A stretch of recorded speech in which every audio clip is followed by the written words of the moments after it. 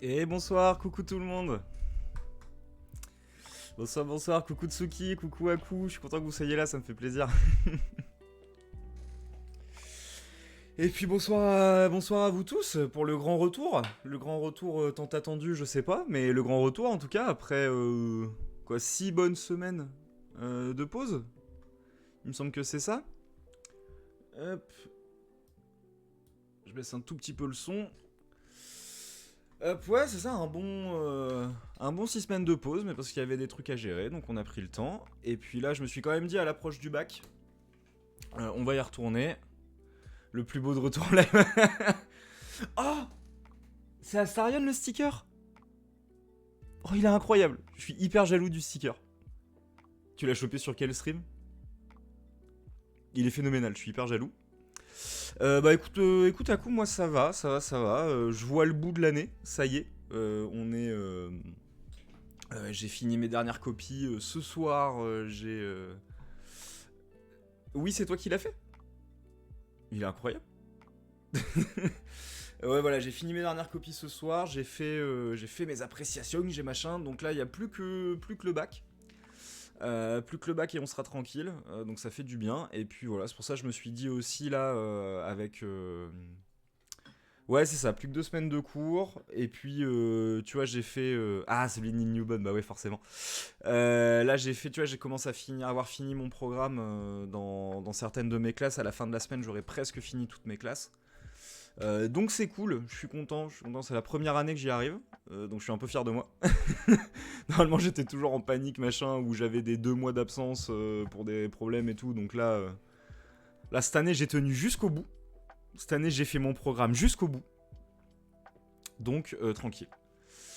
Mais ouais, j'avais promis, à la base j'avais créé cette chaîne en me disant je vais faire des trucs de philo chill et tout, et puis quelques semaines avant le bac je commencerai à rentrer en mode révision bac, en mode la panique arrive, ça commence à être voilà, les problèmes, et où du coup c'est là où je vais essayer de pouvoir aider un petit peu. Et du coup bah, c'est ce qu'on va essayer de faire ce soir, alors... ah merde.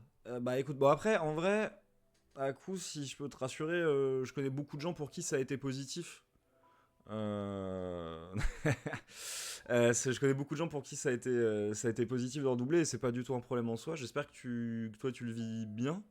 Mais en tout cas en vrai ouais, genre c'est jamais un problème en soi et ça peut vraiment être une bonne chose si tu penses que ça peut te permettre de prendre plus de temps. J'ai choisi moi-même, bah voilà, tu vois, c'est pour ça. Mais du coup ouais, dans 2 ans, je me rappelle plus si t'as HLP en SP.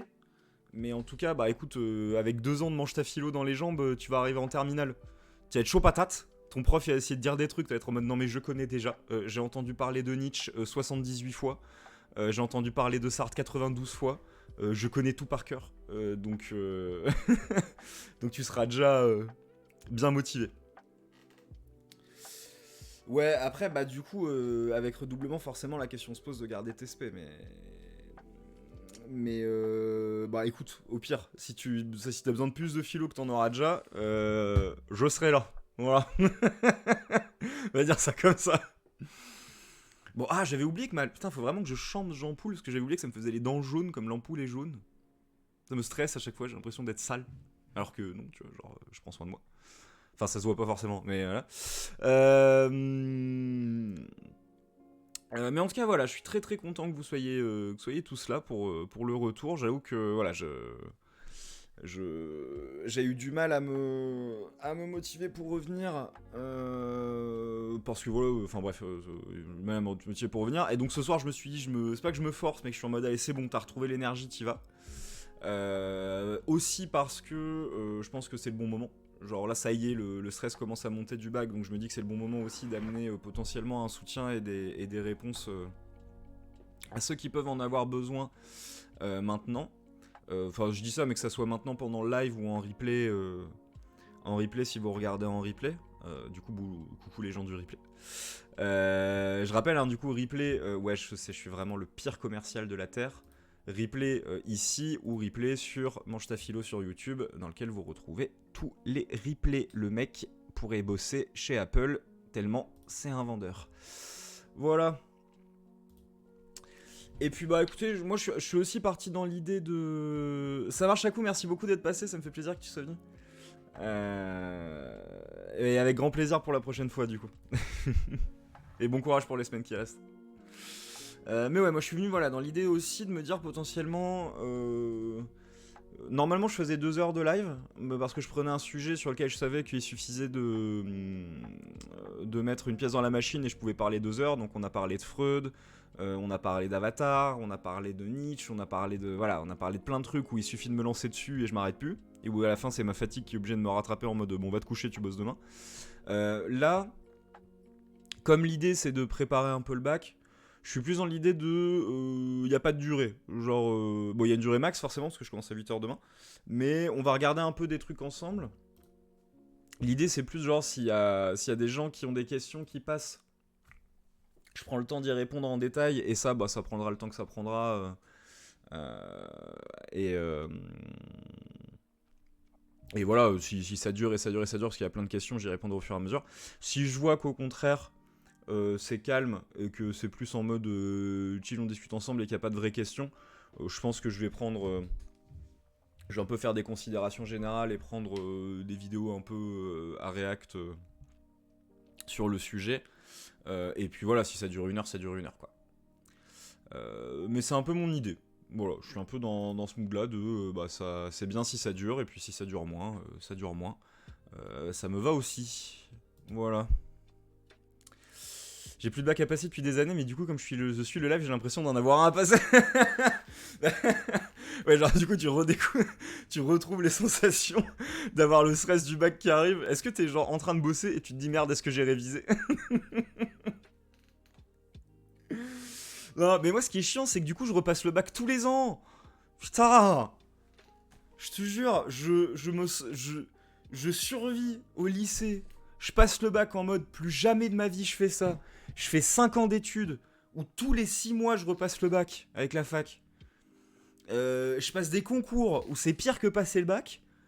J'ai enfin mon concours, je suis censé commencer un boulot, bam, tous les ans je passe le bac. Putain, je m'en sortirai jamais.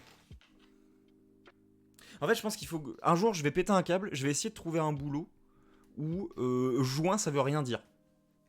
Genre, juin, c'est juin, tu vois. Ouais, c'est ça que je me dis merde, je suis pas prête à passer le bac. Non, mais tu vois, c'est ça. C'est genre, mais moi non plus, je suis pas prêt à passer le bac. Alors que moi, j'ai passé l'année à faire des trucs. Tu vois. Bon, ceci dit, quand on voit la gueule des copies que je viens de corriger, j'aurais pu ne rien foutre de l'année, ça serait revenu au même. Mais ça, c'est un autre sujet. Mais, mais oui, c'est ça, genre, faut que je trouve un taf où juin, c'est juste le mois entre mai et juillet. Où j'ai pas le sentiment de... Bah ouais, mais c'est beaucoup de boulot, mais c'en est très peu pour lesquels j'ai les formations pour. C'est-à-dire que... Ouais, ça tire à balles réelles, c'est pas faux. Ouais, mais attends de voir la gueule des copies si tu veux. Genre, si t'as l'impression qu'on n'était pas carré à la répète de lundi, crois-moi que les copies à côté c'était Shakespeare. Tu vois. Mais. Non, non, non, mais. Mais voilà, donc le but c'était de. Oui, bah, je décharge, hein. Excusez-moi, mais. Voilà. Je m'octroie ce droit au vu des quantités de larmes de sang que j'ai sorties de moi depuis une semaine. Ah, bon, la musique marche plus. Attendez. Alors, si c'est parce que j'ai plus de connexion, on va se dire au revoir très vite. Non, voilà, c'est bon. Magnifique. Ouais, j'ai mis un truc jour d'été pluvieux au Japon. Je sais pas, j'avais envie d'un truc un peu chill. Mais voilà, donc très content de reprendre sur un format comme ça aussi. Je sais que moi je prends beaucoup de plaisir au live classique où vraiment on parle de philo. J'ai hâte de voir comment ça se passe pour les trucs plus back. Mais comme je disais, voilà, je pense que ça, c'est un format qui ne peut être intéressant que si ça, voilà, s'il y a des gens que ça peut aider et qui ont des questions à poser, un peu de panique de dernière minute. Au pire, voilà, je vais le faire cette semaine. Bon, j'allais dire, je vais le faire cette semaine, je vais le faire la semaine d'après. Après j'arrête si ça marche pas, mais en vrai, après il en restera qu'un. Donc on verra bien. Parce que là, ouais, du coup, en gros, ça ferait 3 lives avant le bac.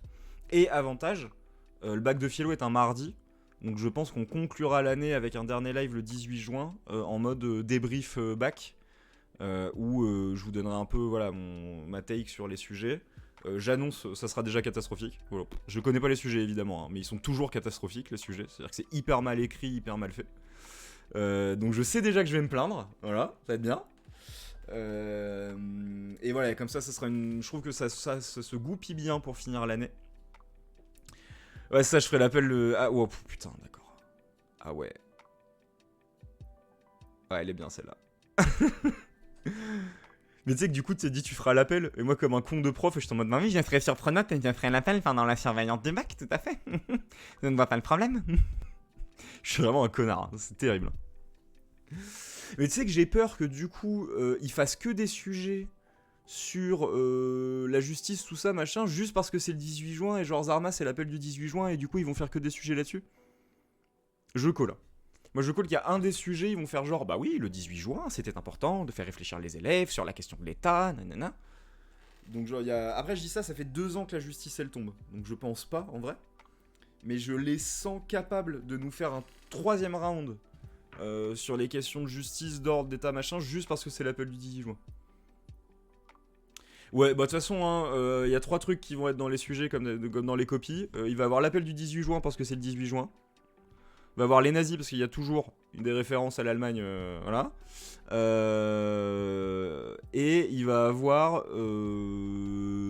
genre ouais, j'allais dire Booba, mais je suis même plus sûr que ça soit vraiment celui qui est utilisé. Je dis ça, mais mon dernier live était sur Booba, donc voilà. Mais oui, clairement, je m'attends à ça aussi. Bon, très bien. Eh bah écoutez, je pense qu'on va se lancer dessus. Même si aujourd'hui c'est calme, je pars du principe que le replay peut être utile aussi. Et du coup, je vais juste, je pense, commencer par des petites considérations générales. Et pour ça, je suis tombé sur cette vidéo. Bon, alors, elle a l'air insupportable. Donc, ça, je l'admets, y a pas de souci. Après, faut dire qu'en général, quand tu poses une vidéo, t'as rarement l'air intelligent. Donc à sa décharge, la pause joue pas en sa faveur. Mais en gros, c'est une vidéo qui était sortie il y a 2 ans d'une prof de philo qui qui donne ses conseils pour l'épreuve de bac. Et j'avais envie de voir si c'était catastrophique, si elle donnait des bons conseils, et je me dis que ça peut être une occasion de commencer un peu la réflexion à partir de ce qu'elle dit, de rebondir, machin. Voilà, donc les règles pour les lives des 3 prochaines semaines, en gros, c'est vous avez n'importe quelle question à n'importe quel moment qui porte sur la philo, sur la HLP, quoi que ce soit, vous la sortez à n'importe quel moment, j'y réponds. Genre, je me rends. Le but de ces lives là pendant quelques semaines, c'est de me rendre totalement dispo pour répondre à vos doutes, questions, machin truc. Si les moments où il n'y a pas trop de questions, voilà, je vais prendre des trucs pour essayer de donner des conseils plus généraux. Et puis on s'arrête quand on s'arrête. Et voilà, c'est un peu l'idée. Et du coup, comme d'hab, n'hésitez pas. Alors, je dis ça tout le temps. Là, je pense que c'est particulièrement pertinent. N'hésitez pas à parler de la chaîne autour de vous s'il y a des gens qui sont en âge de passer le bac. Parce que le but, c'est d'être. Le but, c'est d'essayer d'être utile à un maximum de monde, justement. Voilà, bon, en général, j'attends 45 pour que tout le monde soit là. Il est 42, je pense qu'on va s'y mettre. Bon, je veux bien discuter un petit quart d'heure avec tout le monde avant. Mais je pense qu'on va se lancer. Du coup, je vais couper jour d'été pluvieux au Japon, chill summer, lofi, focus profonde pour étudier, travailler. Vraiment l'odeur du mec. Hein. Et puis on va se lancer. Voilà. Du coup, pour le bac. Déjà, moi je panique. Hein. Comme tous les ans, je panique. Si je pouvais. Bonsoir, j'étais passé il y a quelques semaines, content d'être présent. Ah oui, venu, je m'en rappelle complètement, ça me fait plaisir que tu sois là. Bienvenue, bonsoir. Je suis très content que tu passes. Et comme je disais, là, j'attaque du coup pendant jusqu'au bac les mardis. Je vais essayer de faire un truc plus en mode révision bac pour les gens que ça pourrait intéresser, qui pourraient être concernés par ça. Bon, l'idée c'est aussi de parler de manière plus générale de philo. Hein. Mais voilà, j'essaye de faire du format aussi à destination des élèves pour pouvoir voilà, amener des conseils juste avant l'épreuve, s'il y en a. Et voilà, comme je disais, on va faire ça ce soir, et si on voit qu'il n'y a pas de questions particulières, je vais juste rester dans le général, mais voilà. Mais oui, je me rappelle carrément, je crois que c'était sur le live sur Freud, je crois, sur Freud et Booba, si je dis pas de bêtises, ou celui d'avant peut-être, sur Avatar, j'ai un doute. Mais je me rappelle, ouais, c'était chouette et ça me fait hyper plaisir que tu repasses du coup. Surtout que c'est la première fois que je reprends depuis, parce qu'il y a eu les vacances et après les vacances, j'ai pas repris directement. Ouais, c'est ça, t'es arrivé à la toute fin et du coup, j'étais hyper désolé parce que j'étais en mode, ouais, mais on vient de finir du coup, mais. Ouais, c'est ça. Et bah écoute, merci beaucoup de passer. Et du coup, voilà, donc elle, alors si je dis pas de bêtises, elle est. Voilà, donc Marianne Chaillan, qui est prof, donc j'imagine prof de philo, j'imagine en lycée. Je voulais voir un peu ce qu'elle avait à dire. Comme je savais pas trop commencer tant qu'il n'y avait pas de questions, je m'étais dit que c'était un bon moyen. Et du coup, je vous propose qu'on lance ça. Alors, du coup, j'ai pas refait les réglages depuis. Donc, s'il faut augmenter ou baisser le son, vous me dites. Il y a une légende sur la philo, c'est que selon le correcteur, de toute façon, cette épreuve est perdue d'avance parce que la notation est très aléatoire. Rassurez-vous, ce n'est pas vrai. Il y a une méthodologie stricte. Ouais. Bon, faut que je dose entre ce qui va faire paniquer les gens ou pas. Il y a deux trucs dans ce qu'elle a dit. Ouais, je sais, je commence. Voilà, ça y est, la vidéo a commencé depuis 10 secondes, je commence déjà à être chiant. Voilà, bienvenue. Bienvenue sur Mange ta philo. Je suis un peu énervé en ce moment, donc bienvenue sur Mange ta philo. Nickel le son, bah parfait. Non, mais voilà, déjà, effectivement, avant, moi, le but des lives, c'est s'il y a des questions aussi de méthode et sur les cours, mais pour faire une réflexion plus générale sur l'épreuve en elle-même, il y a deux trucs dans ce qu'elle a dit. Est-ce que ça dépend du correcteur? Pas plus que dans les autres matières. Je peux pas dire non, mais parce que ça, c'est vrai dans toutes les matières, donc pas plus que dans les autres matières. Après, de là à dire qu'il y a une méthodologie stricte, je suis pas d'accord. Au sens où, effectivement, c'est vrai que la première chose qu'on entend, et peut-être la première chose à laquelle je peux répondre et commencer par là, sur la philo, ce serait, est-ce que le correcteur il va être d'accord avec moi? Est-ce que ça va être un connard qui va saquer? Est-ce qu'il attend forcément que je dise des trucs? Est-ce qu'il y a une bonne réponse? Machin. Tout ça, c'est vrai dans toutes les matières, en fait, de base. Mais c'est vrai que la philo, il peut avoir une particularité sur la réflexion, parce que comme c'est un exercice libre de réflexion, on sait pas trop ce qui est attendu de nous, et comme on sait pas trop ce qui est attendu de nous, on a forcément peur de pas correspondre à un correcteur qu'on imagine comme quelqu'un d'un peu abstrait, qui forcément représente l'autorité philosophique, alors que pas du tout, mais qui représente cette autorité philosophique, et que du coup on est en mode, bah ouais, mais moi j'ai fait un truc un peu libre, un peu chelou, donc j'ai forcément peur de pas être compris. Il y a ça, et alors du coup ce qui était très marrant, c'était pendant que j'étais stagiaire, où il y avait les autres stagiaires. Ah, salut Raphaël. Le mec arrive, compliment cash. Pas le temps. Ouais, ça me fait plaisir que tu passes, salut. Et du coup, bah voilà, comme on avait commencé là une vidéo un peu juste pour se lancer pour des réflexions générales. Mais comme je disais, s'il y a des questions de manière plus globale sur la philo, la HLP, les cours, un auteur, de la méthode, machin, tu poses la question à n'importe quel moment, je m'interromps et je réponds. Parce que c'est le but du live. Hein. Là, la vidéo, c'est juste un prétexte pour se lancer.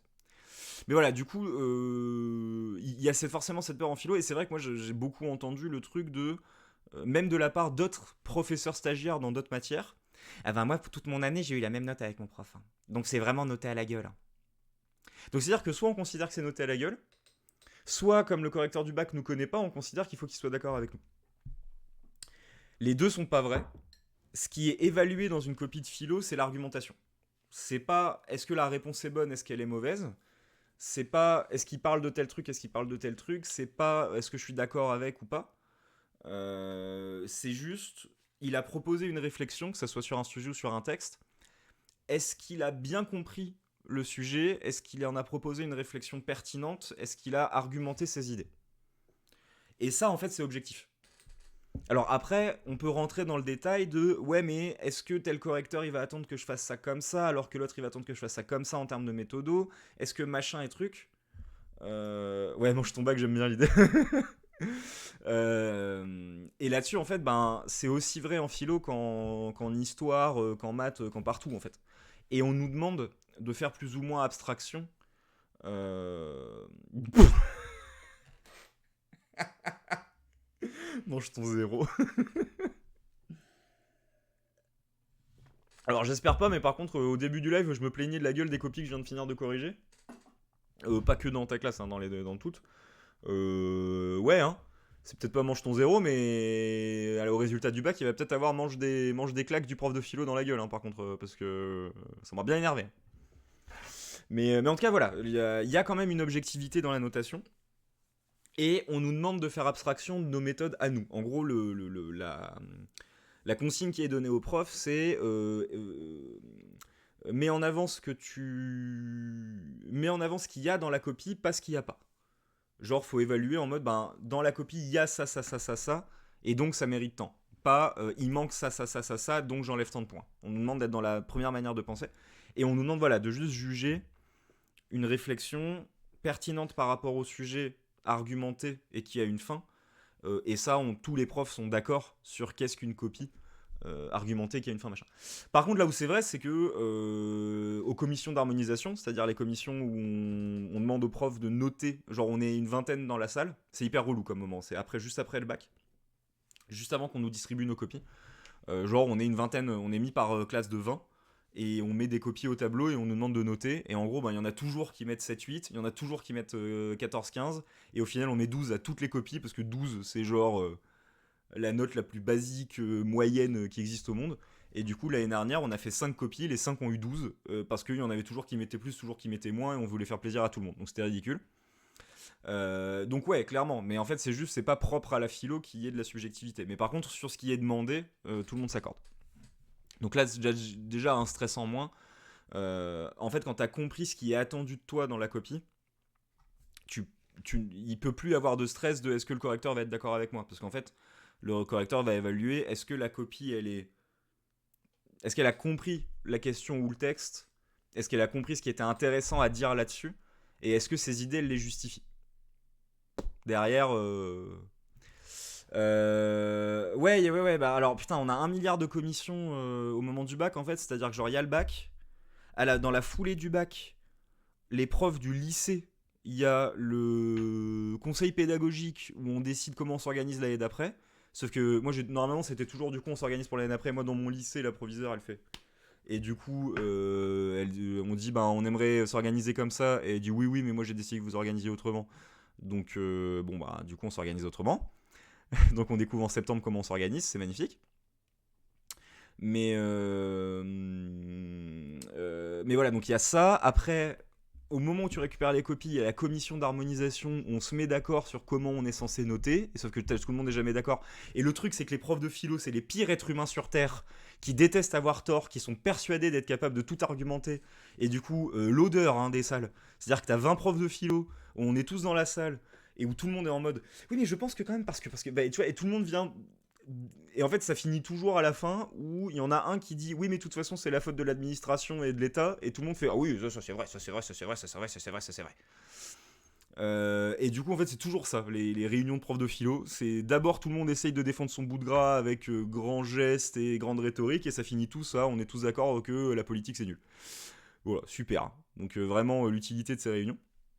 Donc on a ça, après on a genre 150 copies à corriger, et après ça il y a les commissions, on est en mode bah quelles sont les copies qui vous ont posé problème, amenez votre meilleure note et votre pire note, qu'on soit tous d'accord que c'était mérité. Et après ça, il y a les trucs de genre les élèves ils sont à 9,78, est-ce qu'on rajoute les points pour faire 10 ou pas, tu vois. Et après il y a les corrections après il y a les surveillances d'oral, de rattrapage. Donc en gros l'année finit jamais, quoi. Mais ouais, non, sérieux, ces commissions d'harmonisation, c'est à la fois très drôle et déprimant, quoi. Parce que tu te dis, putain, mais à chaque fois que t'essayes d'amener. En fait, à chaque fois que t'essayes de parler de la copie, ça rentre dans un espèce de débat, et comme tu dis, Raphaël, c'est l'enfer des discussions, quoi. C'est affreux. Mais en tout cas, voilà. Juste pour être d'accord avec elle sur le fait qu'il n'y a pas de. Que c'est pas à la gueule et que ça dépende pas du prof. Par contre, quand elle dit méthodologie stricte, je suis pas d'accord. En fait, tous les profs ont une méthodologie un peu différente, et on est censé faire abstraction de la méthodologie parce qu'on sait que l'élève a peut-être appris une méthode différente de celle qu'on a appris au nôtre. Et donc, on peut pas pénaliser un élève qui ne fait que suivre les conseils de son professeur parce que nous, on n'aurait pas fait pareil. Donc, au contraire, en fait, on essaye de juste valoriser la pertinence des analyses, le caractère argumenté des idées, le fait que ça traite le sujet, voilà. Bah non, du coup, c'est ce que je dis, c'est que du coup, c'est plus le fond. C'est là où je suis pas d'accord avec ce qu'elle a dit. C'est qu'en fait, dans les faits, quand tu es dans les commissions, on dit, bon voilà, le fait que ça soit bien écrit, le fait que ça soit agréable à lire, le fait que ça soit que ça suive une méthodologie vraiment structurée, carrée, avec transition, machin truc, saut à la ligne, c'est bien au sens où souvent ça participe à la clarté du propos, mais on nous demande de faire plus ou moins abstraction de ça et de se concentrer vraiment sur le fond, c'est-à-dire sur quand il dit ça, est-ce qu'il explique pourquoi, est-ce qu'il le justifie, est-ce qu'il donne un exemple, ou est-ce que juste il balance l'idée, est-ce que cette idée elle est pertinente, elle montre une réflexion par rapport au sujet, ou est-ce que c'est une considération hyper générale, genre la justice c'est bien et du coup il faut être très gentil. Est-ce que il y a une compréhension des différentes définitions qu'un mot peut avoir, des différents sens qu'un sujet peut avoir, des différentes questions qu'un texte peut soulever, ou est-ce que ça reste basique, quoi. Et en fait c'est ça qu'on nous demande d'évaluer, donc c'est vraiment le fond qui est évalué. Et de toute façon je le répète, le but d'une copie, que ça soit de dissert ou de commentaire, c'est de proposer une réflexion sur le sujet, c'est-à-dire de dire j'ai compris le sujet, j'ai compris les enjeux philosophiques qu'il soulève, j'ai compris les difficultés qu'il présente, et j'y amène une réponse ou une explication progressive, argumentée, qui a un début, un milieu et une fin. Une fois que tu as ça en tête, tout n'est que subordonné à cette quête de rendre un truc où on montre qu'on a compris le sujet, qu'on est capable d'en faire des analyses pertinentes et qu'on vient justifier et argumenter notre propos. Voilà, derrière, il n'y a pas grand-chose de plus à dire, quoi. Et en fait, c'est pour ça que, voilà,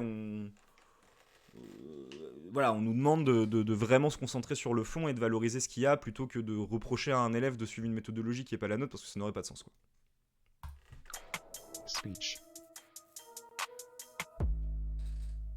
Alors, voyons ce qu'elle a à dire. Admettons que vous choisissiez la dissertation. Ce n'est pas une restitution de cours qu'il faut problématiser. Votre sujet aura l'apparence d'une question. Et vous, votre job, c'est de transformer cette question en problème. Et pour le faire, il faut montrer que cette question admet au moins 2 réponses contradictoires entre elles. Vous allez... Ouais. Bon, alors déjà, est-ce qu'on peut s'accorder sur le fait que les mêmes choisis la vidéo à 2 ans, on dirait qu'elle en a 18. Hein. Vraiment, genre voilà. Je me demandais si remettre en question les termes utilisés dans la question et en faire une aparté peuvent permettre de gagner des points, ou alors ça risque d'être hors sujet. Par exemple, si on nous demande si l'histoire sert la culture et qu'on interroge l'utilisation de sert dans la question qui entend une fonction.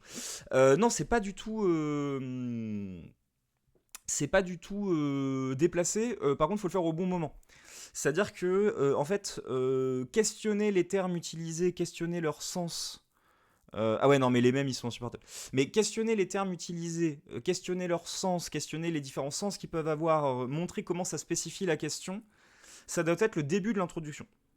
C'est-à-dire que c'est hyper important de faire ça dans un premier moment de réflexion, où on dit, par exemple, tu vois, là, si ta question c'était l'histoire peut-elle servir la culture, ou l'histoire sert-elle la culture, ici, tu vois, commencer l'introduction, commencer vraiment le tout début de la copie, dans une réflexion sur qu'est-ce qu'on entend par culture, qu'est-ce qu'on entend par histoire, qu'est-ce qu'on entend par servir, qui entend une fonction, effectivement, c'est hyper pertinent. Et tu vois, c'est à ce moment-là que proposer l'idée que l'histoire sert la culture, dans quel sens de servir? Est-ce que c'est servir au sens, est-ce que ça la constitue? Est-ce que ça lui permet de grandir? Est-ce que ça lui permet de se protéger aussi peut-être de certaines de ses tendances?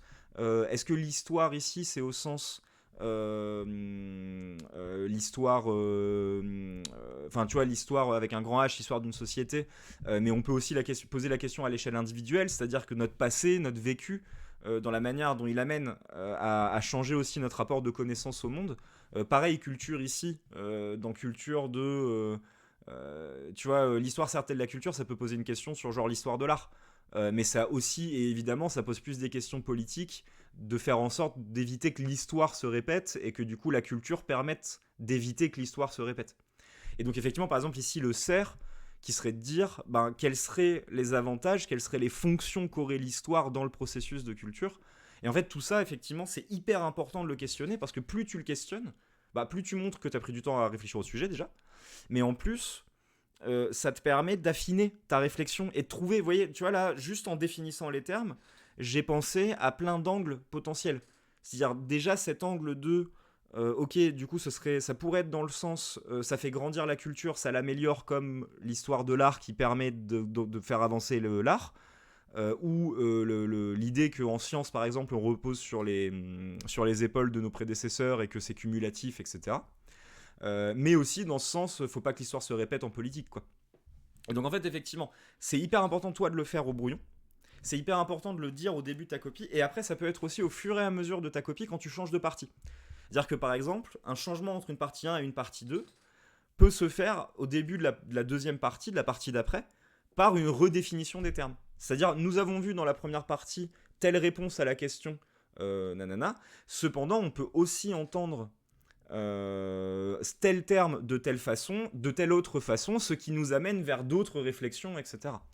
Donc c'est ça, ouais, c'est comme dit Tsuki, pour comprendre un sujet, il faut questionner, définir, remettre en question les termes du sujet, et puis y trouver des sens différents. C'est-à-dire, tu vois, culture, histoire, servir, quels sont les différents sens où on peut entendre ça?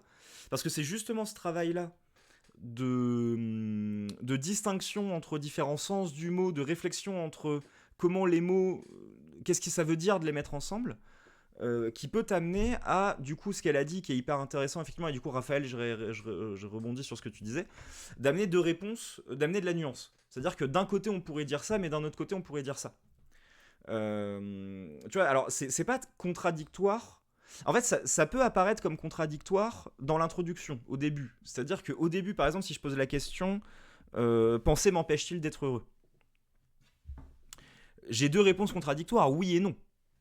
C'est-à-dire que c'est contradictoire dans ce sens, au sens où, oui, penser peut m'empêcher d'être heureux, parce qu'il m'amène à ruminer, parce que plus j'ai conscience de mon existence, plus j'ai conscience de mes problèmes, et plus je peux me perdre dans mes angoisses et sur la peur du temps, etc.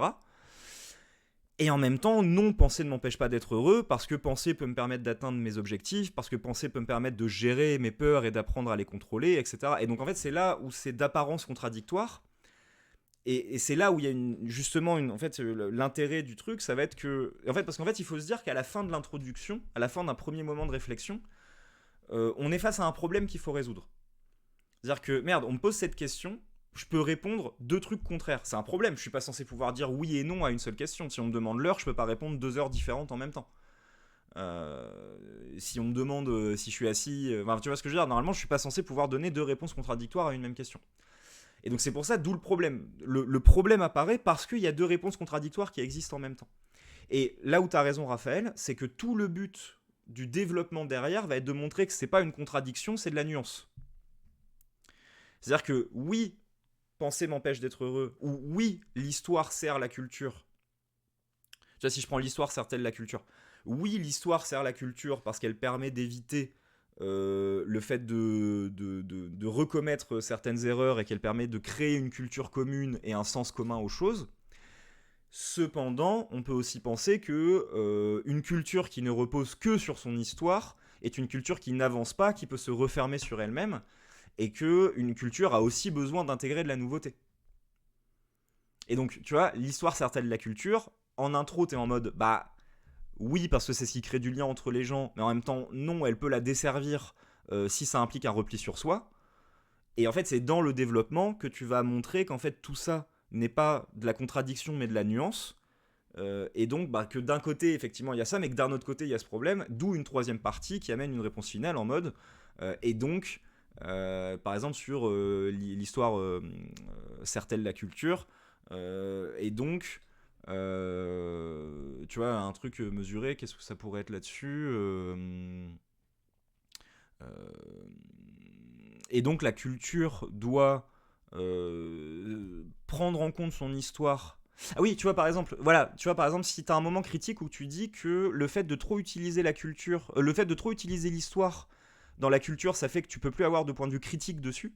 Comme en France par exemple avec la question de déboulonner les statues, la rue, tu vois, tous les rues qui portent le nom de négrier, tout ça, où t'es en mode, bah en fait le problème c'est que l'histoire peut aussi amener à un truc d'idolâtrie face à certaines figures, et donc une troisième partie qui serait de dire, donc la culture pour avancer et pour ne pas se replier sur elle-même, doit à la fois intégrer l'histoire tout en ayant un regard critique sur elle et adapter sa lecture de l'histoire aux nouveaux événements, etc., quoi.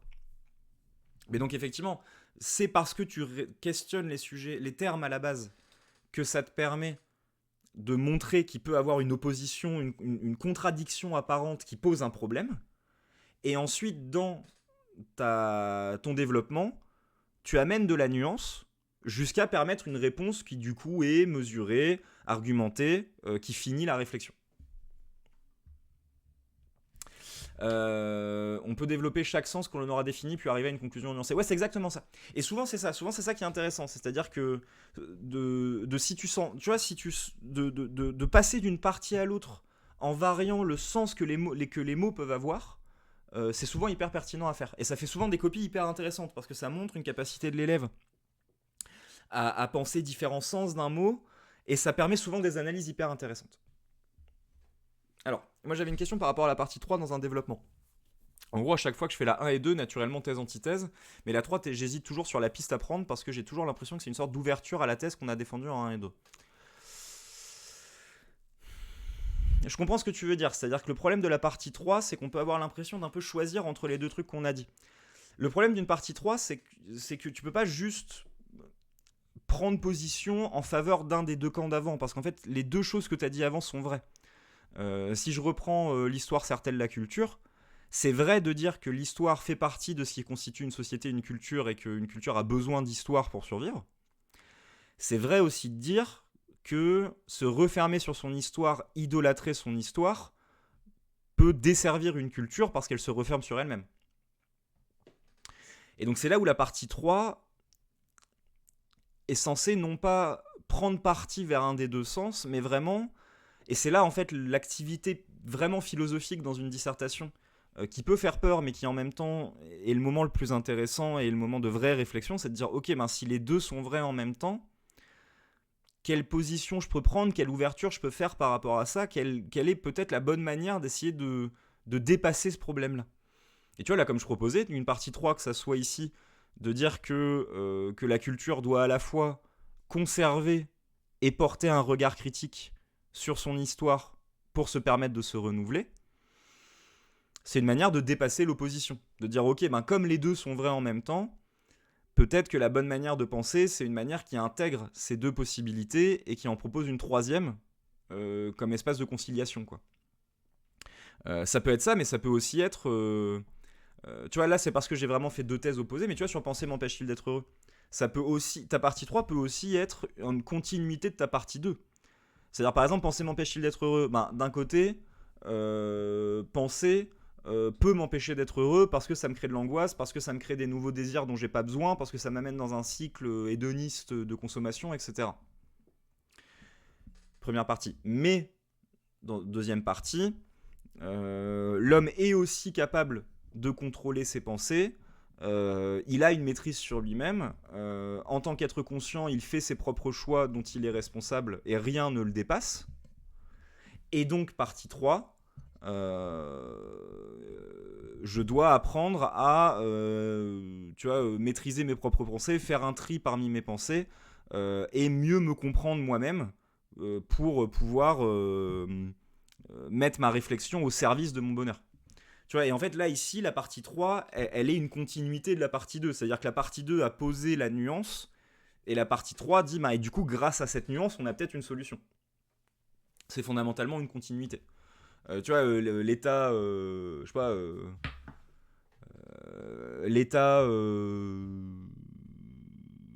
Putain, j'ai rien, là.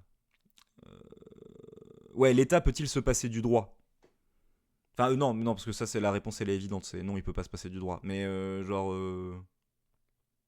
l'État peut-il décider de ce qui est juste ?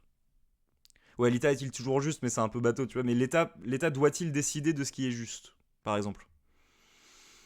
Bah, tu vois, d'un côté, l'État, c'est censé être le peuple réuni ensemble, et donc il est censé permettre des lois objectives qui font que la justice est respectée et que c'est pas au jugement de chacun, machin. En même temps, il y a une différence entre loi légale et loi morale. Les lois s'appliquent pas de la même manière pour tout. Enfin, les lois s'appliquent de manière aveugle. Or, les situations demandent parfois de la mesure que l'État peut pas avoir. et puis même l'État peut se corrompre et du coup prendre des décisions injustes moralement, même si elles sont légales. Bon, bah, du coup, une partie 3, forcément, elle va amener l'idée qu'elle peut répondre en disant donc non, l'État, c'est pas à l'État de décider.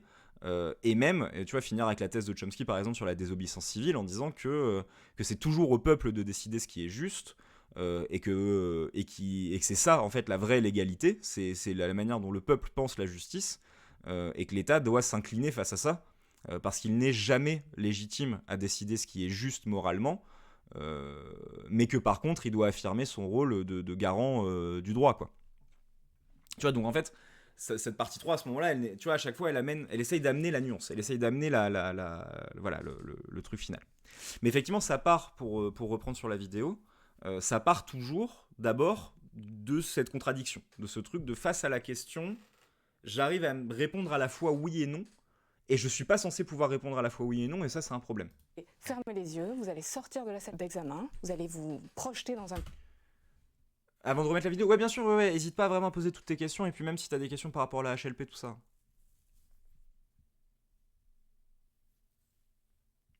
Je t'en prie.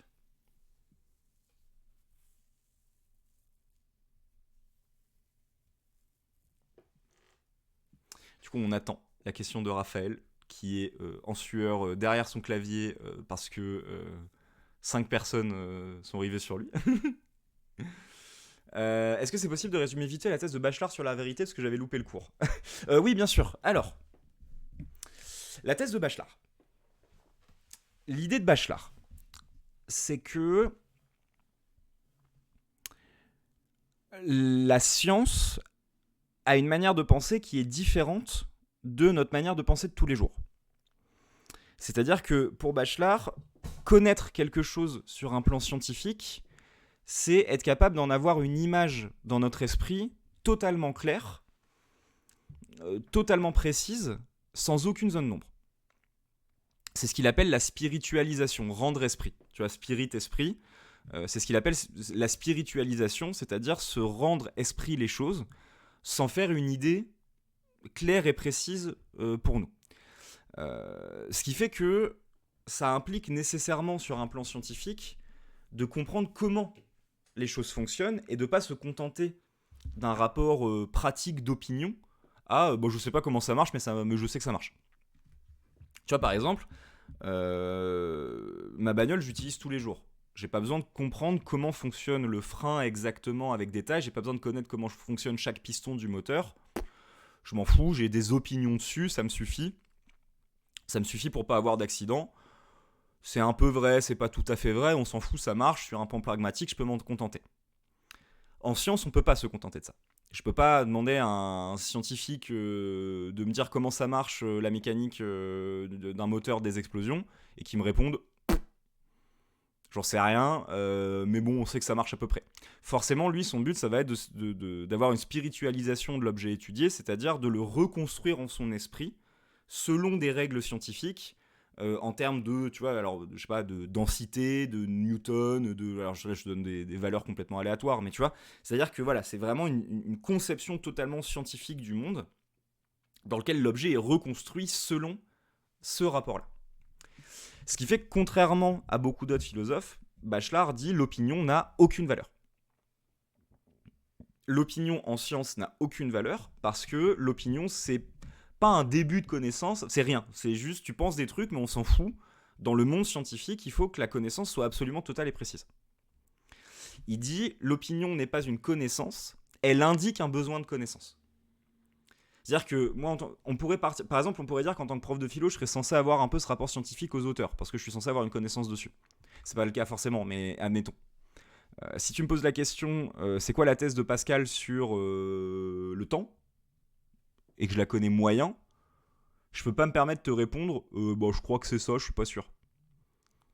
Non, je suis censé avoir une connaissance précise de la chose. Par contre, du coup, le fait que tu me dises, que tu me poses la question et que je sache pas te répondre, ça va me faire dire, tiens, là ici, j'avais qu'une opinion qui avait pas de valeur, donc à cet endroit-là, il faut que je fasse des recherches pour remplacer mon opinion par une vérité.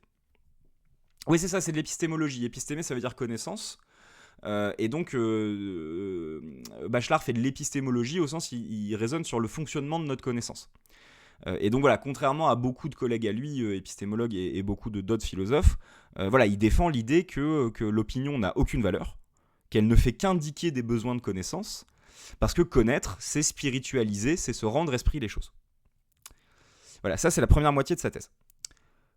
Par contre, ce qu'il dit, c'est que comment on fait pour ça ? Comment on fait pour développer des connaissances précises ?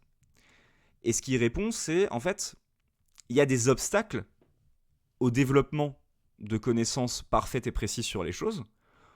Il y a des obstacles externes comme j'ai pas les bons outils, je suis pas au bon endroit pour l'observer, etc. Mais la plupart des obstacles pour vraiment comprendre les choses, ils sont internes. C'est ce qu'il appelle justement des obstacles épistémologiques, parce que c'est des obstacles dans la connaissance elle-même. Et en fait, ces obstacles, c'est nos opinions, nos préjugés, ce qui nous apparaît comme des évidences, mais qu'on n'a pas remis en question. Et en fait, ces opinions, ces préjugés, ces fausses évidences qu'on a en nous, qui nous paraissent comme évidentes, qu'on n'a jamais remis en question, vont venir parasiter notre compréhension des choses, créer des zones d'ombre là où il ne devrait pas y en avoir. Et donc c'est pour ça qu'il dit que la science, en fait, c'est un long travail de repentir intellectuel, parce que la science avance en revenant sur des erreurs passées, en corrigeant des erreurs passées, en se rendant compte que ici il y avait une opinion, il y avait une fausse idée qui apparaissait évidente et en fait elle était fausse, et du coup en surpassant cette idée-là. C'est pour ça que voilà, il parle d'obstacles épistémologiques, c'est-à-dire d'obstacles dans la connaissance, et que la connaissance fonctionne par saut, parce que d'un coup, on se rend compte qu'on avait une opinion qui était fausse, et donc d'un coup, la connaissance évolue. Par exemple, la naissance de la psychologie, c'est ça. C'est-à-dire que pendant longtemps, on avait l'opinion certaine en nous que toutes nos idées étaient conscientes, que j'avais conscience de tout ce que je pensais, vivais, pensais. Soudainement, on fait sauter cette évidence avec l'hypothèse de l'inconscient. Il y a un saut immédiat dans la connaissance et le développement de la psychologie. Pareil avec l'astronomie, tu vois, c'est qu'il nous paraît, pour des raisons religieuses, absolument évident que la Terre est au centre de l'univers et que le Soleil tourne autour, parce que la Terre bouge pas, on est dessus, on voit bien qu'elle bouge pas, on voit bien que c'est les étoiles qui bougent, parce que Dieu a dit que le Soleil, enfin que la Bible dit que Dieu a arrêté le Soleil dans sa course, ça implique forcément que le Soleil bouge, ça peut pas être lui qui est au centre. Voilà, pour toutes ces raisons. Donc on a l'évidence comme quoi la Terre est au centre, parce que de toute façon Dieu a créé le monde pour l'homme, donc il a forcément mis la Terre au centre de l'univers, puisqu'il a créé l'univers pour l'homme. Et puis un jour, il y a Copernic qui pose la question, ouais, mais est-ce que ça marcherait pas mieux si on la met pas au centre ? Et d'un coup, nos connaissances font un bond énorme, parce qu'on a fait sauter une opinion, un résidu de connaissances mal faites en nous, qui venait parasiter notre connaissance. Donc c'est pour ça que Bachelard dit... en gros, c'est pour ça qu'elle est belle, la thèse de Bachelard, et elle est nuancée, parce qu'il dit on n'aura jamais une connaissance totale sur le monde. Il a cette phrase qui dit la connaissance est une lumière qui projette toujours des ombres. C'est-à-dire, on n'aura jamais une connaissance parfaite sur le monde, on aura toujours de l'opinion, des préjugés, des connaissances mal faites en nous qui viennent parasiter notre compréhension du monde. Parce qu'à chaque fois qu'on découvre quelque chose, en fait, on fait un pas en avant en répondant à une question, il y a 10 autres questions qui apparaissent, quoi. Mais par contre, c'est tout le rôle de la science que de venir faire la traque aux opinions, les détruire, les remplacer par des connaissances objectives, justifiées, mesurées, prouvées, et progressivement faire avancer la connaissance comme ça. Donc c'est là où c'est beau aussi, c'est qu'il sait très bien que c'est perdu d'avance et qu'il n'arrivera jamais à surpasser totalement toutes les opinions humaines. Mais qu'en même temps, c'est le travail des scientifiques justement que de faire cet effort-là, quoi, de venir surpasser les opinions qui restent en nous. Donc voilà, donc en gros, les 3 concepts importants de Bachelard, c'est connaître, c'est rendre esprit, spiritualiser, avoir une idée claire, objective, justifiée de la chose. L'ennemi de ça, c'est l'opinion, qui vient parasiter, qui vient projeter des ombres sur nos connaissances, qui sont des obstacles épistémologiques. Et la science est donc un repentir intellectuel qui revient sur un passé d'erreurs pour les corriger, et qui, grâce à ça, effectue des sauts épistémologiques dans la connaissance. Et oui, je suis d'accord, ça tue en plus, parce que sur toutes les questions liées à la vérité, à la science, à la raison, Bachelard fait une excellente conclusion. Et c'est pour ça que moi je l'ai mis dans la 3e partie de mon cours, parce que je suis assez d'accord. Alors après, à voir, à s'adapter. Mais je suis d'accord que dans une disserte sur la raison, la vérité ou la science, aujourd'hui, si tu veux, alors évidemment, il y a des critiques de Bachelard, des penseurs, comme Poppers, etc., ont des pensées différentes, même si elles sont proches, mais il y a des débats autour de Bachelard dans le milieu philosophique et épistémologique. Mais à l'échelle d'une réflexion en terminale, Bachelard, c'est l'auteur sur lequel on peut s'accorder pour dire, bon, son idée, elle est pas mal, quoi. C'est-à-dire qu'il n'est pas dans un rationalisme bête et méchant, comme Descartes ou les penseurs rationalistes du XVIIe, pour qui la raison permettra la connaissance totale du monde, la mathésis universalis, la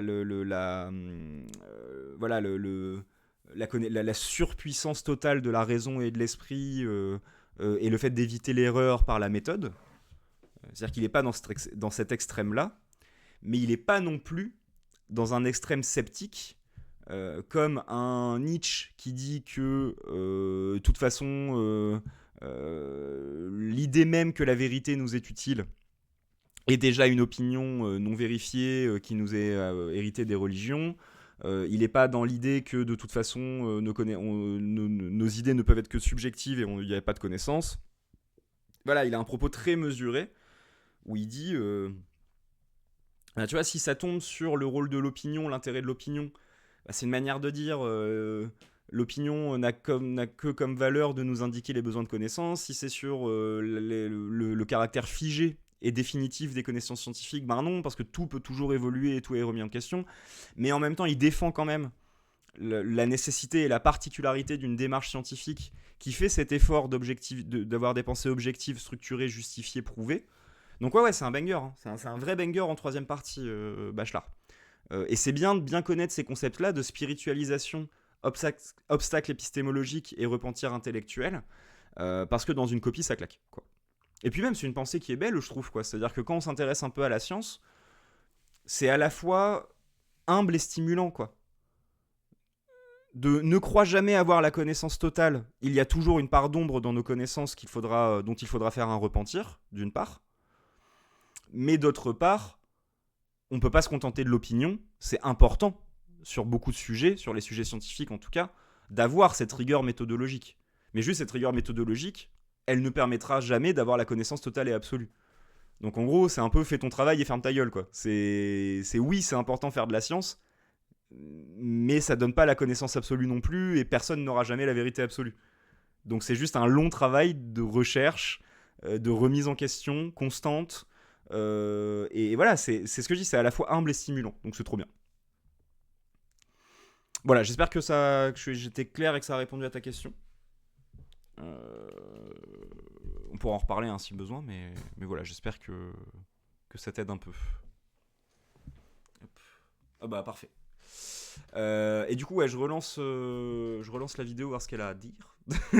Merci. Café avec quelqu'un qui fait pas du tout de philo. On est avec un ami et le sujet qui nous est posé, c'est le désir est-il un obstacle au bonheur ? Il dirait quoi ? Non, le désir c'est source de joie, c'est source de dynamisme, ça nous fait nous sentir vivants. Et puis quand on obtient l'objet de notre désir, est-ce qu'il n'y a pas de plus grand bonheur ? Donc le désir n'est pas du tout un obstacle au bonheur. Réponse immédiate à la question posée. Vous devez faire une objection. Comment on peut détruire ça ? Eh bien par exemple, on peut se dire que si on désire quelque chose, c'est qu'on manque de cette chose. Et donc si on en manque, on souffre de ce manque. Et puis peut-être qu'en obtenant l'objet de notre désir, ce sera peut-être une occasion d'être horriblement déçu. Et puis en plus, on peut ne jamais l'obtenir. Donc en fait, le désir peut être la source de notre malheur. Et voilà comment... Ouais, bon, son exemple est pas ouf, je trouve, parce qu'elle donne déjà des idées un peu abstraites. Mais par contre, elle a pas tort. C'est-à-dire que comment problématiser un sujet ? Tu te poses la question, que dirait ma grand-mère ? Genre, si je pose la question à ma grand-mère, elle répondrait quoi ? C'est quoi la réponse un peu instinctive, immédiate à cette question ? Et dès que tu l'as, tu cherches comment y répondre. Ou alors, non, un meilleur exemple que ta grand-mère, que dirait un mec que t'aimes pas ? Genre, un gars que tu peux pas blairer. Genre, dès qu'il parle, t'as envie de lui donner tort parce que tu peux pas le... Ouais, me saoule pas avec tes questions à la con, elle dirait ça à ma grand-mère aussi, je suis d'accord. Mais... Mais tu vois, genre, un mec que tu peux pas blairer, tu l'aimes pas, ce gars. Quand il parle, t'as envie de lui donner tort parce que sa tronche, tu te reviens pas. Tu lui poses la question, c'est quoi sa réponse, et tu lui réponds quoi pour lui donner tort. Tu vois, je pense que c'est une bonne manière. Genre là, le désir fait-il obstacle au bonheur? Bah là, le mec que t'aimes pas, il répond quoi? Il te répond, bah non, moi, quand j'ai besoin d'aller chercher... Enfin voilà, au contraire, le désir fait partie du bonheur parce que je vais chercher du plaisir, c'est quand j'ai les choses que je désirais que je suis content, machin. T'as envie de lui donner tort, t'aimes pas sa gueule, bah tu vas lui répondre, bah ouais, mais en même temps, si t'es que dans la recherche de désir, tu vas être frustré toute ta vie parce que t'auras jamais vraiment ce que tu veux, parce que tu vas passer ta vie à courir après des trucs. Et donc en fait, de là, tout de suite, t'as créé l'opposition. T'as créé deux arguments. T'as d'un côté le plaisir comme part essentielle du bonheur, et d'un autre côté, le caractère toujours renouvelé, toujours frustré du désir, qui ne fait que revenir un corps qui n'est jamais totalement assouvi, et qui donc nous condamne à ne jamais trouver un état de paix, et un état de satisfaction réelle. Et là, une fois que t'as ça, après, c'est tout droit. Hein. Tu défends la thèse du désir, enfin du plaisir comme étant le bonheur. Tu critiques ça avec l'idée que si tu fais ça, tu seras frustré toute ta vie, et tu finis avec l'idée de savoir contrôler et trier parmi nos désirs. T'as un boulevard. Mais tu vois, je pense qu'effectivement, c'est bien d'essayer de sortir de la position d'élève 30 secondes en se posant la question: si je posais cette question au mec à la personne à côté de moi, qu'est-ce qu'elle répondrait? Et qu'est-ce que je pourrais lui répondre pour lui donner tort? Et tout de suite, ça te permet de problématiser facilement. Merci beaucoup Raphaël, à demain, et bonne soirée, et puis bah, au plaisir si tu veux repasser la semaine prochaine, si tu as d'autres questions, voilà, et merci beaucoup d'être passé, c'était chouette. On a transformé une question en problème de façon très simple. C'est pas fini, évidemment. La deuxième astuce, c'est de considérer qu'une dissertation, c'est comme un procès géant. L'introduction, qui parle... Ouais, alors ça, j'avais un peu vu des extraits de ça, j'aime pas sa take. Parce que je trouve qu'en fait, elle rend le truc au final plus compliqué et chiant que simple et clair. Mais effectivement, en gros, son truc, c'est de dire, à chaque partie, c'est comme si j'étais en roleplay d'un avocat qui devait défendre une thèse en amenant des arguments. Bon, là-dessus, c'est pas con, mais j'aime pas sa manière de le dire, mais c'est pas bête. C'est le président du tribunal et qui dit aujourd'hui, on va juger le cas de, par exemple, le désir est-il un obstacle au bonheur? Les parties, ce seront les avocats. Vous allez me dire, c'est très bien, je vais au bar, je construis ma problématique, j'imagine que c'est un procès, je fais venir des avocats, mais mes avocats, qu'est-ce qu'ils doivent dire? Alors, comme un bon avocat, vos avocats vont devoir d'abord se présenter. Donc ça, c'est l'introduction de partie. Un avocat, quand il arrive, ne va pas tout de suite se mettre à donner ses arguments, il va d'abord dire pour qui il vient plaider. Ensuite, vous allez effectivement donner des arguments, vous les développez. D'ailleurs, ayez vraiment toujours le souci d'expliquer. Toujours les élèves se disent c'est un prof de philo, donc il est au courant, je vais pas en faire des tonnes, je vais pas développer. Les clients m'ont interrompu, on peut même plus suivre un élève de philo tranquille. Tu te rends compte, faut que tu bosses à ton taf, putain, mais quel... Les gens ont plus de respect, hein. Les gens ont plus de respect, c'est terrible. Non mais bon voilà, là ça tech, voilà, j'aime bien l'idée, parce qu'effectivement l'analogie marche bien sur un point, c'est ce truc de dire, quand tu essayes de défendre un point de vue, tu vas pas arriver comme un gros bourrin et tout de suite sortir ton argument. Tu vas commencer par dire, ben voilà, je vais défendre cette thèse, ce que j'appelle, enfin ma thèse elle veut dire ça, quand j'emploie tel mot ça veut dire ça, voilà, je commence par... Salut Romain. Voilà, effectivement, c'est pas con de dire je balance pas mes arguments tout de suite comme un énorme bourrin, je commence par dire voilà, je vais présenter telle idée, je vais défendre telle idée, voici ce qu'elle veut dire, je développe un peu ce qu'elle veut dire, et c'est seulement après avoir fait ce travail de présentation, comme un avocat ferait une introduction à son discours pour dire bah voilà, je suis le client de telle idée, enfin je suis l'avocat de telle idée, voici mon client, voici ce qu'il a fait, voici son propos, voici sa défense. Donc tu présentes ton argument. Donc par exemple, si c'est le désir rend malheureux, bah voilà, dans cette partie, nous allons voir en quoi le désir peut rendre malheureux. L'idée étant ainsi que par la poursuite du désir, l'être humain se frustre et rentre dans une quête sans fin.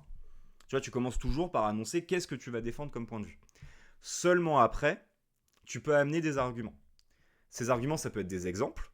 En général, c'est bien de commencer, après avoir fait ce travail d'introduction, de mettre un exemple.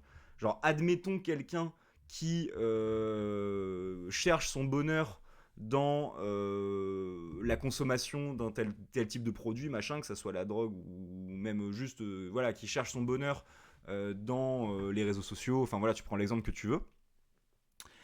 Cette personne qui au début pourrait ressentir un certain plaisir à la reconnaissance ou qui peut ressentir un certain plaisir par la recherche de cette substance, à force, ne fera qu'en ressentir le manque, fera tourner sa vie autour de la recherche de cette reconnaissance sur les réseaux ou de cette substance, et donc finalement peut, là où il pensait y chercher, trouver un bonheur, n'y trouver que le malheur, parce qu'il n'y trouve que la frustration, la sensation de l'absence, et que fondamentalement quand il en reçoit c'est toujours temporellement très court, et que donc il vit dans une insatisfaction constante.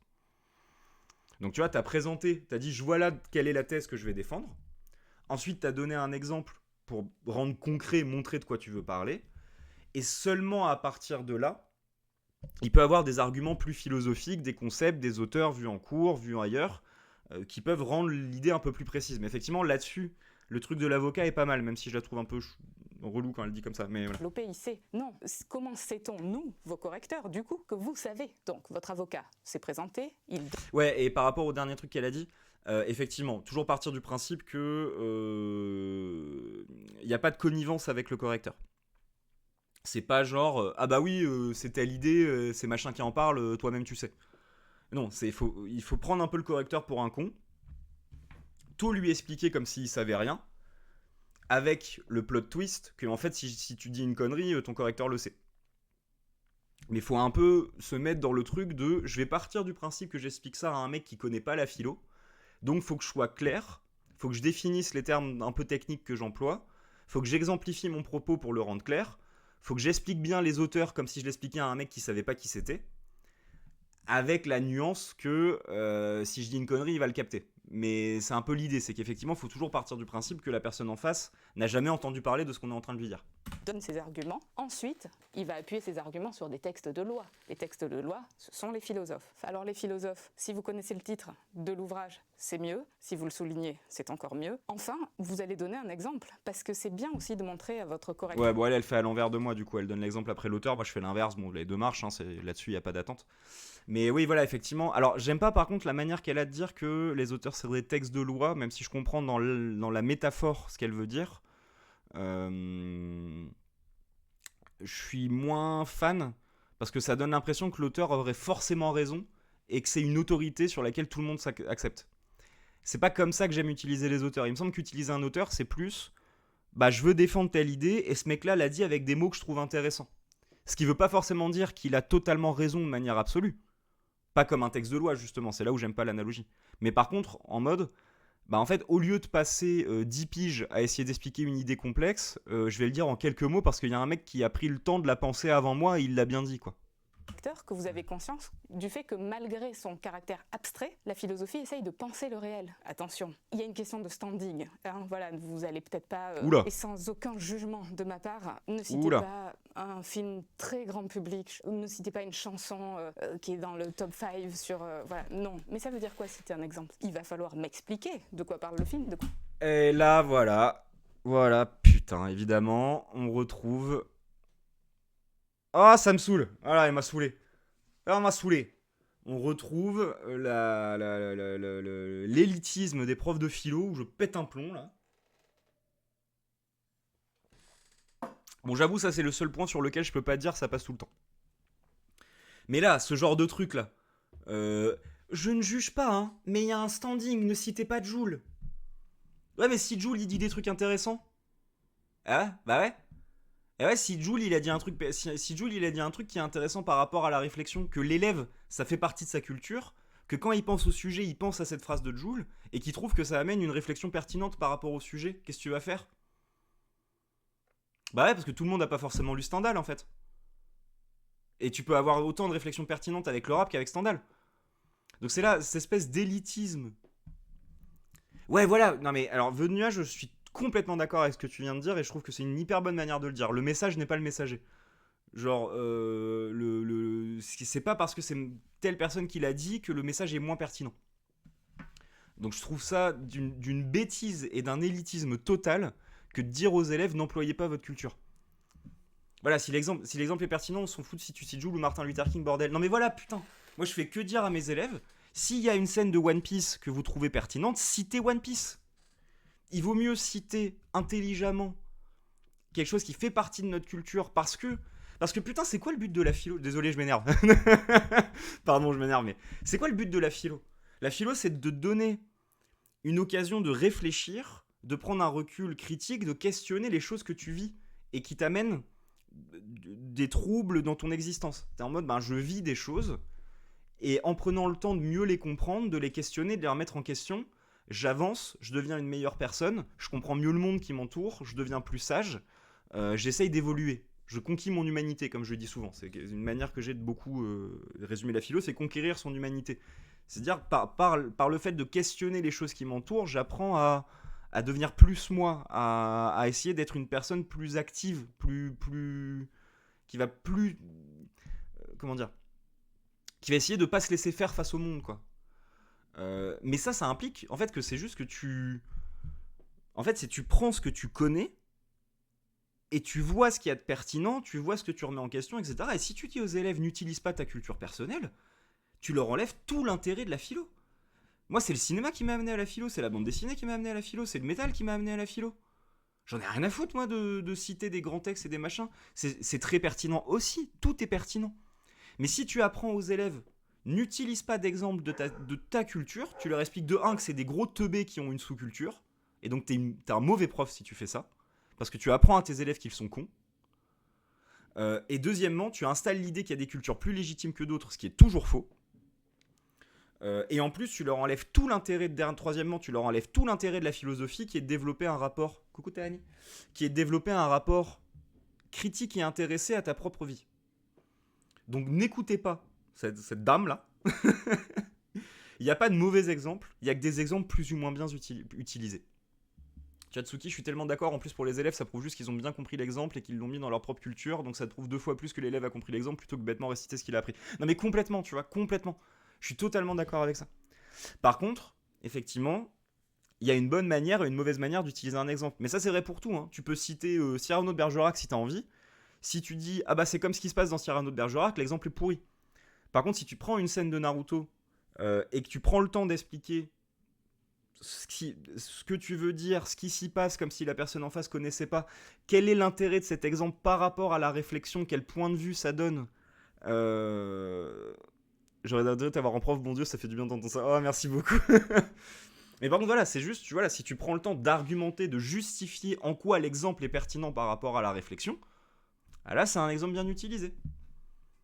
Voilà, ça y est, c'est pour ça, et je vais te dire, même si le problème c'est qu'on n'est pas, c'est qu'il risque d'avoir des profs cons qui, là comme ça, là, qui refusent les exemples qui viennent de la culture populaire. Mais j'ai envie de te dire, je préfère que t'aies 12 à ton bac en ayant cité One Piece que 14 en n'ayant pas cité One Piece. Voilà, je préfère que t'aies eu 12 en ayant eu une réflexion personnelle sur ta propre culture et que tu te sois affirmé dans la validité de ta culture plutôt que tu n'aies pas osé le faire et que du coup il y a un prof de con là, élitiste qui en mode c'est voilà, parce qu'au moins t'auras compris ce que c'est de la philo quoi. Donc j'ai envie de dire c'est le seul point sur lequel je suis en mode ouais. Peut-être qu'au bac il y a des profs qui vont pas aimer, mais déjà c'est pas vrai parce qu'encore une fois en commission d'harmonisation l'année dernière il y a un élève qui a pris un exemple de One Piece justement où il savait pas prononcer Eiichiro Oda, j'ai dû leur apprendre à prononcer Eiichiro Oda. Mais il y avait un élève qui avait pris un exemple de One Piece et on s'est tous accordés en mode en vrai il l'explique bien, genre parce que c'était une question sur la justice et il disait voilà dans One Piece de Eiichiro Oda les gouvernements ont relégué le maintien de l'ordre à des groupes mercenaires, des pirates qui règnent sur l'ordre du monde mais qui du coup le font selon leurs propres règles et qui n'ont donc pas de loi pour encadrer leur action. Cet exemple montre bien comment la loi est nécessaire pour encadrer l'action de l'État, sans laquelle il ne s'agit que d'actions violentes des mercenaires. Oui, très bon exemple. L'exemple des mercenaires dans One Piece est absolument parfait, il est adapté, il est justifié, il a été expliqué et argumenté sur pourquoi il permet de répondre à la question.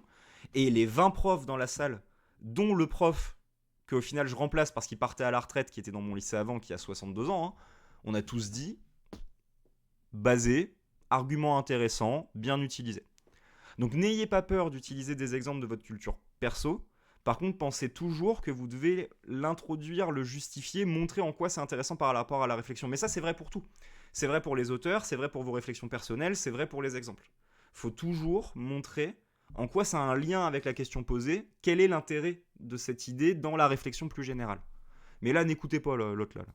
Parle la chanson, et ensuite il va falloir m'expliquer en quoi cette chanson répond au sujet qui vous est posé. Donc vous voyez, un exemple, c'est long quand on en prend un, vraiment. Ouais, et ça, c'est ce qui va distinguer votre copie de la copie de votre voisin. Donc, introduction, argument, auteur, exemple. Évidemment, un avocat ne s'en va pas comme ça, il est bien éduqué, il fait une conclusion de partie. Et il dit, voilà. Elle a une forme d'élitisme qui me saoule. Genre, à la fois, je suis content d'avoir pris cette vidéo parce que ça me permet d'exprimer une colère, donc c'est bien, c'est cathartique. À la fois, elle me saoule avec son air élitiste de je sais tout, là. Elle dit pas des grosses dingueries, mais alors, je te jure, le ton, il me gave. Mais donc, oui, ouais, voilà, tu sais. L'avocat est bien éduqué. Bah, toi, t'es bien éduqué, ouais. Mais voilà, par contre, oui, en fait, en soi, elle a raison. Tu finis pas une partie n'importe comment. Tu conclus en expliquant comment tout ce que tu viens de dire répond à la question posée. Mais t'es pas obligé de dire un avocat est bien éduqué. Voilà ce que je suis venu plaider, voilà les arguments que j'ai utilisés, et j'estime que ma thèse... Bon, évidemment, j'ai rien contre cette personne, c'est très bien qu'elle fasse cette vidéo. Je suis pas du tout dans une attaque personnelle envers elle, c'est juste que là, le ton un peu supérieur qui est très prof de philo corps me saoule un peu. Mais... thèse est la meilleure. Lui succédera un autre avocat, et puis arrivera l'avocat en troisième partie qui dira « mes deux prédécesseurs étaient très bien, mais c'est moi qui ai raison ». Et enfin, arrivera votre conclusion générale, c'est le retour du président qui vient rendre son verdict. Il rappelle ce qu'il a Mais il est pas clair, entendu. Elle est pas claire sa métaphore. En fait, sa métaphore, elle rajoute plus de complexité que de clarté, ça me saoule. De la part des avocats, il rappelle quel était le problème, et enfin, il va rendre son verdict. Votre dissertation s'achèvera par une conclusion, un point final qui répondra au problème qui vous a été posé. Maintenant, imaginons... Bon, c'est pas faux, ceci dit. Je suis très critique, mais c'est pas faux.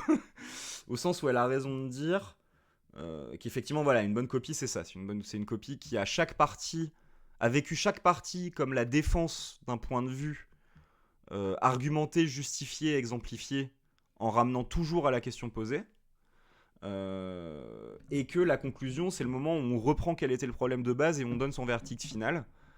Sachant, comme j'ai dit tout à l'heure, que le but de la troisième partie, c'est d'amener une espèce de dépassement du problème, puisqu'en fait, les parties 1 et 2 ne sont que l'extension du problème qu'on a déjà repéré en introduction.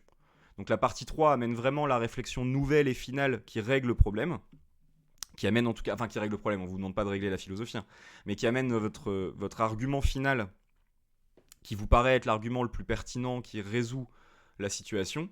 Et la conclusion, c'est donc effectivement le verdict final de bon ben, la question était celle-là, voici le verdict final, voici notre réponse finale, merci monsieur, dame, au revoir. Quoi. Non, que vous choisissiez l'épreuve de texte. Il faudra vous imaginer, vous voyez dans les dessins animés, il y a un personnage de diable et de démon parfois, ben vous avez deux démons au-dessus de vous. Le premier s'appelle paraphrase. Et ce démon vous conduirait à recopier le texte, à redire ce que l'auteur a déjà dit, et évidemment en le disant plus mal que lui. Il ne faut pas céder à paraphrase. L'autre démon s'appelle hors-sujet. En fait, vous voyez un texte qui est signé Sartre, et vous vous dites super, je connais bien. Non mais pareil, c'est une dinguerie. Genre, elle a raison, mais elle m'énerve quand même, c'est fou. Si moi il est à l'envers ou c'est le monde il est à l'envers, c'est fou, c'est une dinguerie. Genre ce qu'elle dit est vrai mais elle me saoule. Non mais c'est incroyable. Donc oui, elle a raison. Les deux risques d'un commentaire de texte, c'est soit de juste répéter le sexe sans le commenter, soit de partir en délire hors sujet et de réfléchir à la place du texte. Mais c'est fou de le dire comme ça. Avec mon prof et vous balancez tout ce que vous savez sur Sartre, sauf que le texte n'a aucun rapport avec ce que vous savez de lui. Il faut résister à ces deux démons. Comment ? Voilà ma première astuce pour le texte. Encore une fois, il s'agit de problématiser. Imaginez que le texte que vous avez sous les yeux, c'est la copie brillante d'un candidat au bac. Alors, il n'a pas écrit beaucoup, mais c'est brillant. Ce candidat au bac s'appelle Sartre, s'appelle Kant, s'appelle Platon. Vous êtes le correcteur. Sauf qu'on a oublié de vous dire le sujet de dissertation que l'auteur avait. Non mais c'est super complexe comme métaphore. Et c'est hyper complexe son truc. Alors vous êtes un correcteur d'une copie de bac, mais on vous a pas donné le sujet. En fait, juste genre... Non, c'est plus simple que ça. C'est juste, t'as quelqu'un qui a proposé une thèse, une idée. Tu dois comprendre... Enfin, tu dois retrouver à quel problème philosophique ça amène une réponse et montrer l'intérêt de la réponse. C'est pas compliqué, tu vois, t'as pas besoin de passer par des... Alors en fait, imagine, t'es dans une pièce vide de 12 mètres carrés, on te donne un meuble de 3 par 8, il faut que tu le passes par la porte, et en fait après, tu vois, genre, non. C'est juste effectivement, le travail de l'explication de texte, c'est, je dois pas, en fait, je le dis souvent en explication de texte, il y a ce qu'un élève de 3e seconde serait capable de faire et qui est la base minimale, qui est importante, qu'il faut faire, c'est-à-dire montrer qu'on a compris le texte. Ah ouais, non mais c'est clair, hein. C'est... Coucou, merci beaucoup, je vois le premier...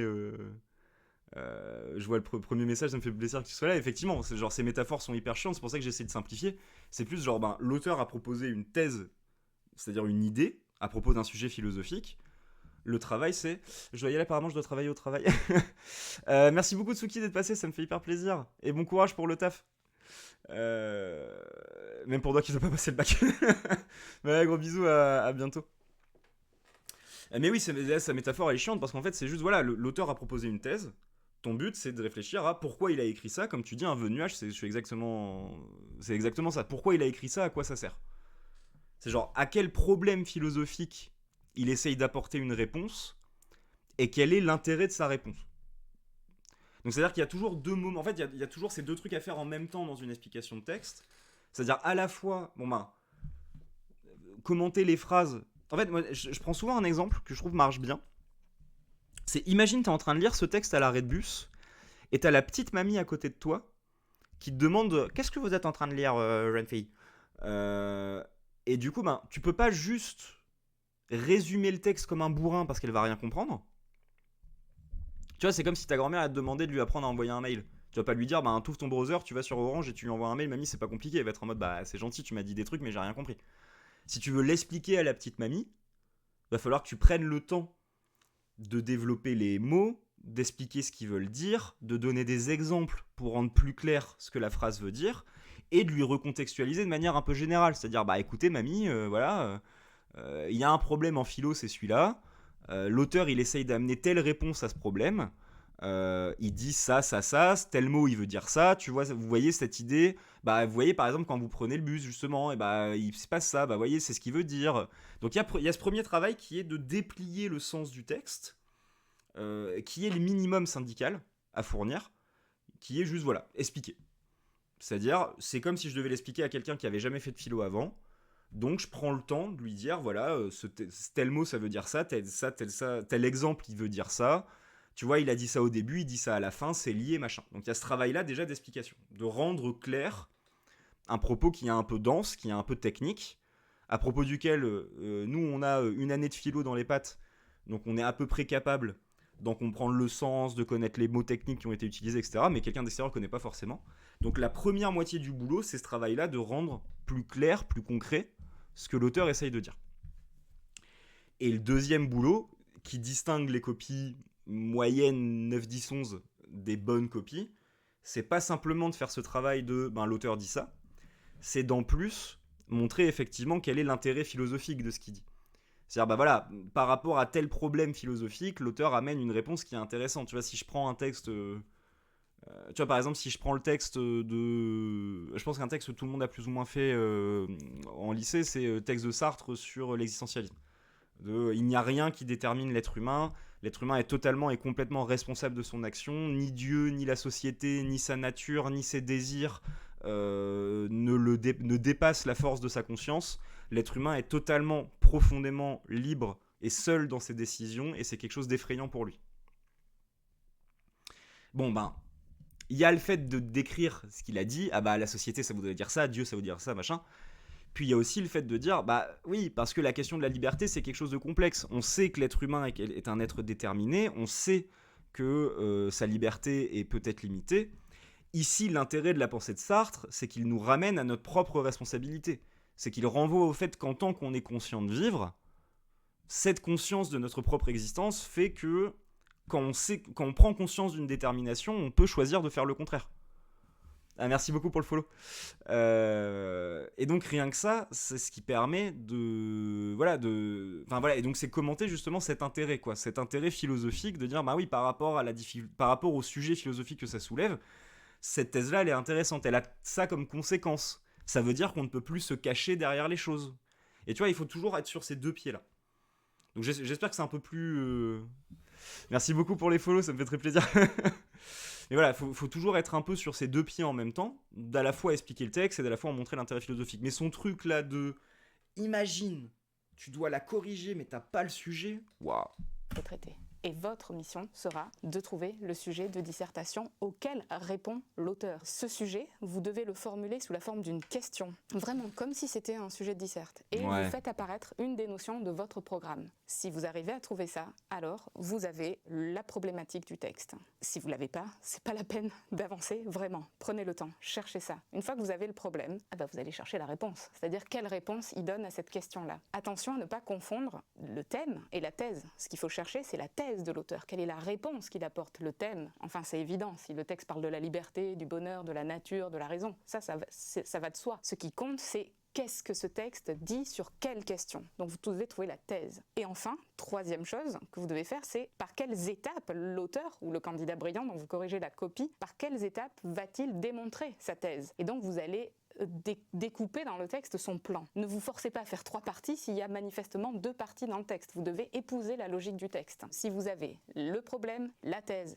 et le plan, vous tenez votre introduction. Maintenant, qu'est-ce que j'écris derrière? Eh bien voilà. Ouais, se perd un peu là. Je trouve que elle fait paraître pour plus complexe quelque chose qui n'est pas tant que ça. Mais effectivement, voilà, en soi, c'est vrai que comprendre un texte, c'est comprendre ce qu'il dit, sa thèse, c'est quoi son propos, qu'est-ce qu'il cherche à dire. C'est comprendre à quel problème philosophique, question philosophique il essaye de répondre, et c'est de comprendre par quel moment dans son argumentation il passe. Mais voilà, mais elle n'avait pas besoin de se perdre dans les explications. Mais par contre, effectivement, je la rejoins sur le fait que avant de se mettre à commenter un texte, il faut avoir compris quelle est la question philosophique à laquelle il se confronte, quelle est la réponse qu'il apporte à cette question, et par quelle étape il passe pour le faire. Mon astuce numéro 2, c'est que maintenant, vous allez considérer votre texte non plus comme un procès en disserte, mais comme un calendrier de l'Avent. Non mais ça y est, là, elle m'a fatigué, là. Là, elle m'a fatigué avec ces exemples bizarres, là. Derrière chaque mot, vous ouvrez la case et quelles pépites vous pouvez trouver. Comme un spéléologue, il faut plonger dans le texte, il faut pas... J'en peux plus. Oh, je te jure, elle me fatigue. Alors, vous n'êtes plus un correcteur, vous êtes un spéléologue qui ouvre un calendrier de l'Avent. Waouh. Rester en surface. Alors on définit un terme, on s'interroge sur la disparition d'un terme, on ne survole aucun passage. Faites pas semblant, on le voit, hein, quand une phrase est un peu difficile, vous la sautez, l'air de rien. Non, ça se voit. Il vaut mieux essayer une explication, même si elle est ratée, on valorisera toujours d'avoir essayé de donner du sens au texte. Alors ça passe par la définition des concepts, ça passe aussi par le fait de repérer à quels autres auteurs, l'auteur de votre texte fait implicitement ou explicitement référence, contre qui il s'inscrit ou avec qui il s'inscrit. Vous n'êtes pas là pour dire que l'auteur a mal expliqué les choses ou que c'est insuffisant, pas du tout. Vous êtes son avocat, son faire-valoir, vous montrez comment, avec richesse, avec subtilité, il a essayé de développer sa thèse. J'ajoute quelque chose de très important. Ouais, bon, je pense que la semaine prochaine, je prendrai une vidéo dédiée à la méthode de l'explication de texte parce qu'elle fait n'importe quoi, là. Elle est partie dans tous les sens. En gros, pour dire simplement ce qu'elle a dit d'une manière hyper complexe, on commente toutes les phrases du texte dans l'ordre. On fait pas genre cette phrase-là elle est compliquée donc je fais genre je l'ai pas vue. Et on définit chaque notion, on commente chaque exemple, on réfléchit à chaque idée. Voilà. Mais c'est en gros elle a dit faut faire tout le texte quoi. C'est super. Vous n'avez pas besoin de faire des calendriers de spéléologie, de l'Avent, de machin voilà, c'est... Parce que là, son truc, c'était genre, ouais, alors imaginez, vous avez un calendrier de l'Avent, mais vous savez pas le thème, et du coup, il faut deviner le thème en faisant de la spéléo. Genre, d'accord, merci madame. Mais non, mais en gros, voilà, ce qu'elle dit, c'est ça. C'est... on zappe rien, on commande tout, on définit les termes, on commente les exemples, on fait phrase par phrase au fur et à mesure, on laisse rien passer, on montre l'intérêt de ce qui est dit, on montre les conséquences philosophiques de ce qui est dit, voilà... Pas besoin de faire des exemples bizarres là. L'explication de texte philosophique est linéaire. Ça change des explications que vous avez pu faire en français parfois qui étaient thématiques. C'est pas du tout ça qu'on fait en philo. En philo, on procède ligne après ligne. C'est pour ça que je vous disais, n'en sautez pas, ça se voit. Hein. Mais, et c'est là tout l'art de l'interprète, il faudrait que dans cet ordre chronologique du texte, vous arriviez à insuffler un sens logique. C'est-à-dire que vous soyez capable d'expliquer pourquoi. Je veux pas être son élève. Je suis désolé, hein, c'est méchant, je suis très méchant avec cette pauvre dame dont je suis très content qu'elle fasse cette vidéo parce que c'est bien qu'il y ait des trucs et j'espère vraiment que c'est très clair que je n'en veux pas à elle et que c'est pas du tout une attaque contre elle. Mais je te jure, je trouve que elle est chez Combini, quoi. Chez Combini, t'adaptes ta manière de parler. Moi, je suis sur Twitch. Bah après, je parle comme ça en cours et je parle comme ça dans la vie de tous les jours. Donc, j'espère que c'est pas trop chiant et machin. Mais enfin, je sais pas, t'adaptes à ton public, quoi. Là, ce truc de. Dans la conception linéaire du texte, insufflez-y une conséquence logique. Genre. Oh, sur Combini. Chaque argument, chaque concept, chaque thèse apparaît à ce moment-là. Qu'est-ce qu'elle apporte à ce qui précède, comment tout ça s'articule. Vous devez tailler dans le texte, dans les bonnes lignes de jonction. Évidemment, donc votre explication de texte philosophique aura une introduction. Il y aura autant de parties qu'il y en a. En fait, elle m'angoisse parce que je trouve que j'ai un peu le sentiment qu'elle se rend compte qu'elle n'est pas très claire. Et du coup, elle panique un peu. Et genre, elle commence à parler plus vite, elle m'angoisse un peu. Je me sens un peu angoissé. Dans le texte, chacune des parties aura son introduction et sa conclusion propre. Et enfin, vous aurez une conclusion générale dans laquelle vous reprendrez ce qui était la problématique du texte, la thèse, la réponse qui a été celle de l'auteur, et par quelles étapes il est passé. Et vous aurez rempli votre mission. Voilà, je crois qu'après tous ces conseils, il ne me reste plus qu'à vous dire puisse le sort vous être favorable. Ouais. Bon. On trouvera des vidéos mieux que ça. C'était marrant parce que ça fait longtemps que je m'étais pas énervé, donc ça fait du bien de s'énerver de temps en temps. Pour un retour sur Twitch après 6 semaines d'absence, ça me fait du bien. Je me suis un peu décrassé. Mais mais bon, non, mais elle a rien dit de faux. En soi, ses conseils sont les bons. Ce qui peut-être peut vous rassurer aussi quand je dis les profs de philo notent tous de la même manière. Il n'y a pas d'histoire de ça dépend du professeur machin. Parce que même... salut Raph. Bon, je me suis vénère. Tu m'as jamais vu énervé. Mais voilà, mais bon, comme je disais, au moins c'est rassurant sur le fait qu'on est tous d'accord, parce que même si ça m'a saoulé, j'ai rien trouvé qu'elle ait dit de faux, à part cette histoire d'utiliser des exemples machin, ou non, en fait, tu utilises les exemples que tu veux, c'est ta culture, c'est ta réflexivité, il n'y a pas d'exemple meilleur que d'autres, il n'y a que des exemples plus ou moins bien amenés. Mais à part ça, ouais, voilà, le fait d'en disserte, chercher le problème, essayer d'y apporter, de s'imaginer que chaque partie est la plaidoirie d'un avocat qui doit introduire, argumenter, appuyer avec une autorité, exemplifier, etc. Oui. Le fait que le but d'un commentaire de texte, c'est de montrer l'intérêt philosophique de ce qui est dit, de quelle est la question philosophique auquel se confronter, quels sont les et de fait de le traiter dans l'ordre et de commenter chaque idée, de définir chaque truc, oui. Bon, après, je pense que, voilà, à mon avis, la semaine pro, on fera un peu autre chose. Alors, petite question pour le chat. C'était quoi le nom qu'on avait trouvé déjà pour les gens sur le chat la dernière fois? Je sais plus. Ah, je sais plus, on avait trouvé un nom à la con, j'ai oublié. La Fa-Family, c'est ça. La Fa-Family. Est-ce que vous préférez la semaine prochaine que je continue à un peu commenter comme ça les questions de méthode parce que c'est ça qui vous stresse, ou est-ce que vous préférez que je fasse des trucs plus sur des thèmes, genre sur l'art, sur le langage, sur des thèmes en HLP, j'en sais rien, que je me concentre plus sur un thème et qu'on réfléchisse ensemble à tout ce qu'il peut avoir à dire sur ce thème, sachant que j'ai un peu peur de refaire mes cours. Et donc c'est pour ça que j'ai choisi là de faire le premier plutôt sur l'angle méthodo. Non mais je prenais un exemple, je sais que le cours sur l'art, voilà. Mais mais HLP tronc commun, stop. Ouais, donc du coup, mais enfin, donc pas forcément sur des thèmes, mais plus un peu continuer comme ça, des conseils plus généraux sur comment, plus en méthodo, plus en comment gérer l'épreuve. Moi ça me va, y a pas de souci, je m'adapte de toute façon. Le but c'est de toute façon que je réponde à vos questions. Là tu vois par exemple tout à l'heure quand t'as posé la question sur Bachelard, c'était nickel. Genre je sers vraiment à ça. Ah bah j'ai tel doute sur tel auteur, est-ce que tu peux réexpliquer avec plaisir. Et ouais, et puis plus là comme on a fait des considérations un peu générales quoi. Bah ça me fait plaisir que t'aimes bien, merci beaucoup. Et ouais, je te dis, ça change un peu de mes lives d'habituel où je prends un sujet et je parle pendant 2 heures et j'aime bien, c'est chouette et tout. Là, le but, c'est vraiment d'être utile pour les élèves. Mais c'est vrai que, ouais, là, tu vois, 1h30, c'est bien, je passe un bon moment. On pose des questions, on commente un peu des trucs. Je me suis énervé sur cette pauvre madame. Ce pourquoi je m'excuse encore, parce qu'encore une fois, c'est très bien qu'elle ait fait ça. Et c'est juste que des fois, Je trouve qu'en fait, elle était trop prof de philo corps, genre de base, avec un peu d'élitisme en fond, avec un côté angoissé, à pas trouver les bons exemples, ça m'a saoulé. Mais merci d'avoir fait cette vidéo et pardon de m'être énervé. Mais voilà, en tout cas, je suis content que ça ait plu. Et puis, je vais remettre un peu de musique pour la fin. Hop. Voilà. Moi, c'est la définition de Wikipédia sur l'impératif catégorique et hypothétique de Kant qui me semble compliqué à comprendre. Si je pouvais expliquer. Oui, avec grand plaisir en plus, c'est hyper intéressant.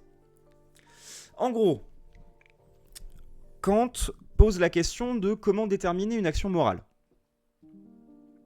Il critique deux points de vue classiques, les deux points de vue généraux sur la morale. En général, on dit que la morale, soit une action est morale parce qu'elle respecte les règles, genre, la règle morale c'est de faire ça, donc il faut faire ça. Soit on considère qu'une action est morale par ses conséquences, au sens où, si je peux sauver la vie de plus de monde en faisant ça, je le fais, même si ça implique de tuer quelqu'un. Donc c'est un peu ce qu'on appelle d'une part le déontologisme, agir seulement en fonction des règles, quelles que soient les conséquences, et d'autre part agir selon le conséquentialisme, agir selon les conséquences, même si ça implique que je fais quelque chose de mal. Tu vois, c'est un peu la question de, est-ce que tu tuerais quelqu'un pour sauver 10 personnes ? D'un côté, j'ai pas le droit de tuer quelqu'un, donc même s'il y a 10 personnes qui meurent, je vais pas tuer la personne. Et de l'autre côté, si ça fait un mort au lieu de 10, donc évidemment, je sauve 9 personnes en le faisant, donc je le fais.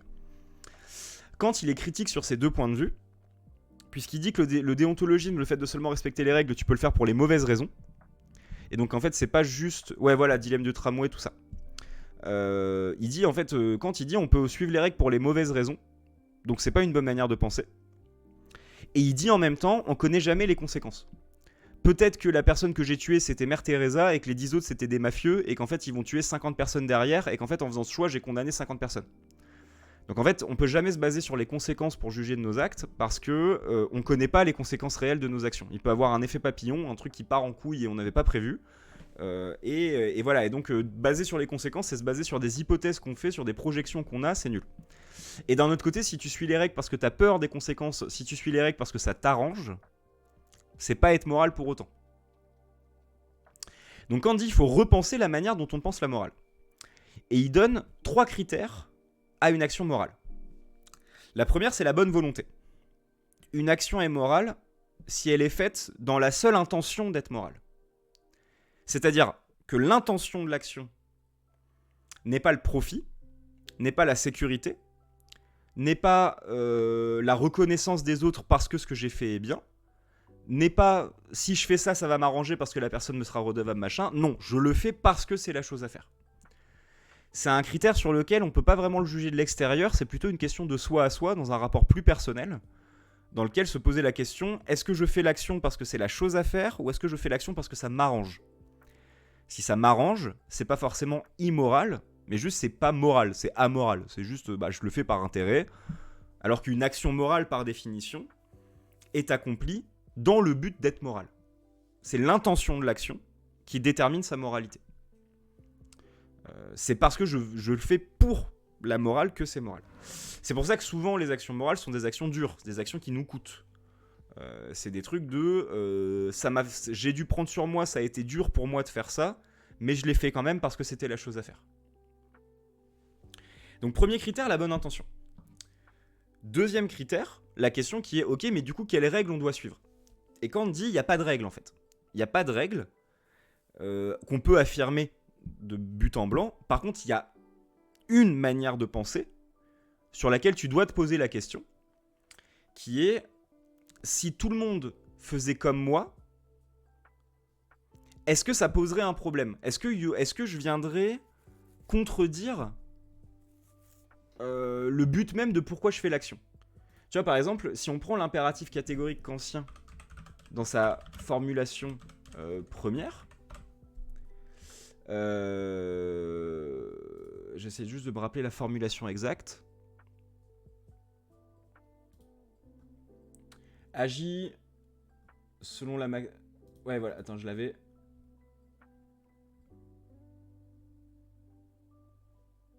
Ah, je l'avais, merde, je l'ai plus en tête exact. Agit selon la maxime qui peut en même temps devenir loi universelle, c'est ça ? Ah putain, j'ai plus la formulation exacte. Agis selon la maxime de ton action. Ah oui, voilà. Agis uniquement d'après la maxime qui fait que tu puisses vouloir en même temps qu'elle devienne une loi universelle. Donc ça, c'est sa formulation de ce qu'il appelle la morale. Et donc cette règle-là, qu'est-ce qu'elle veut dire ? Agis selon la maxime dont tu peux vouloir qu'elle devienne en même temps loi universelle. C'est-à-dire, quelle serait pour moi une manière d'agir qui fait que je voudrais que tout le monde agisse comme moi ? Je me pose la question, qu'est-ce qui se passe si tout le monde fait comme moi ? Quelles sont les conséquences d'une part, et est-ce que ça contredit pas ce que je cherchais à faire à la base ? Je vais te donner un exemple. J'ai appris que ma pote se faisait tromper. Est-ce que je lui dis ? On pourrait répondre, le problème c'est que si je lui dis, elle risque de le prendre mal, ça peut lui faire du mal, elle risque de s'engueuler avec moi, est-ce que j'ai pas plus intérêt à lui cacher ? Est-ce que ça me protège pas plus de lui cacher ? Quand on me dit, c'est pas la question. La question c'est, qu'est-ce qui se passe si tout le monde fait comme toi ? Si tout le monde dit la vérité, on peut encore faire confiance à nos potes. Si, quand je me fais tromper, mes potes me le disent, l'amitié veut encore dire quelque chose. Je voudrais que tout le monde fasse comme ça. Ce serait une bonne chose que tout le monde fasse ça. Ça pourrait devenir une loi universelle que, quand ta pote te fait tromper, tu lui dis. Par contre, si je lui cache, qu'est-ce qui se passe si tout le monde fait comme moi ? Il se passe que je peux plus faire confiance aux gens. Il se passe que je peux plus leur faire confiance, il se passe que je sais qu'ils me cachent des trucs, il se passe que si tout le monde agit comme moi et me cache les choses, je peux plus jamais faire confiance à personne, le concept même d'amitié perd de son sens, le concept même de société perd de son sens. Donc c'est ça en fait l'impératif catégorique. C'est catégorique parce que, voilà, c'est catégorique, c'est-à-dire que c'est un impératif valable en lui-même, dans toutes les situations, qui ne peut pas être mis en question. C'est cet impératif selon lequel ton action est morale si la règle de ton action pourrait être rendue loi universelle. C'est-à-dire là ici la règle de mon action c'est je dois dire la vérité à mon ami parce que c'est la bonne chose à faire. Et qu'est-ce qui se passe si tout le monde fait comme toi, si cette règle, si cette maxime devient universelle ? Je le souhaite. En fait, j'aimerais que tout le monde fasse comme moi. Donc en fait, c'est ça la morale chez Kant. La morale, c'est j'agis dans le but de bien agir et pas dans un autre but. Et j'agis d'une manière où j'aimerais que tout le monde fasse comme moi. Où ce serait bénéfique, où ce serait une bonne chose que tout le monde agisse comme moi. Et donc ça, tu peux l'ouvrir à un peu toutes les réflexions. Hein. C'est est-ce que j'ai un intérêt à... je vois quelqu'un dans la merde au bord de la route. Est-ce que je m'arrête pour l'aider ? Allez, vas-y, j'ai la flemme, j'ai envie de rentrer chez moi. Oui, mais c'est pas la question. Est-ce que je dois m'arrêter pour l'aider ? Je sais que t'as la flemme, je sais qu'il pleut, je sais que c'est chiant, je sais qu'il est tard. Mais quelle est la bonne chose à faire ici ? Si je m'arrête, ça veut dire qu'on peut compter sur l'entraide. Ça veut dire que la prochaine fois que moi je suis en galère, je pourrais compter sur quelqu'un qui m'aide. Ça veut dire qu'on peut s'entraider. Alors que si je m'arrête pas, je le laisse rentrer chez lui, c'est peut-être dangereux. Si tout le monde faisait comme moi, il y aurait plus de morts sur la route. Vas-y, j'ai la flemme, mais je m'arrête parce que c'est la chose à faire. Parce que si tout le monde fait comme moi, on vivrait dans un monde meilleur.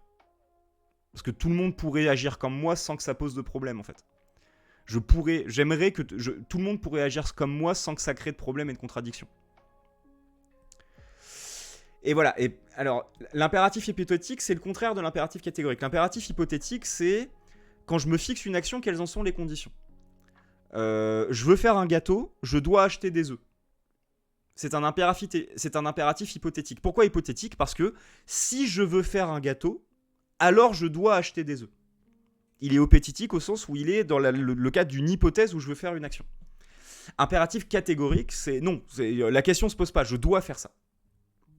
C'est la chose à faire, donc c'est pas hypothétique. Il n'y a pas un moment où je me pose la question, non, c'est point, ta gueule, c'est comme ça qu'il faut agir. Donc c'est pour ça, 2 premiers critères, j'agis parce que c'est la bonne manière d'agir, bonne intention, premièrement. Et deuxièmement, si tout le monde agit comme moi, ce serait une bonne chose, j'aimerais que tout le monde agisse comme moi, donc la maxime de mon action peut être rendue universelle. Ceci étant dit, quand il a vu la couille arriver, il l'a bien vu arriver parce que les nazis, notamment Eichmann, ont utilisé cet impératif catégorique pour justifier des dingueries. Il a dit, ok, mon truc il marche bien, mais on pourrait justifier des dingueries en faisant ça. Par exemple, Eichmann, qui était le nazi en charge de l'organisation des trains pour la Shoah, s'est défendu à son procès en disant « Quand t'as dit « agis de la manière dont tu voudrais que tout le monde agisse pareil », moi j'étais fonctionnaire, j'ai obéi en tant que fonctionnaire, et je pense que tous les fonctionnaires devraient obéir, parce que si les fonctionnaires arrêtent d'obéir, c'est le concept même d'État qui s'effondre. »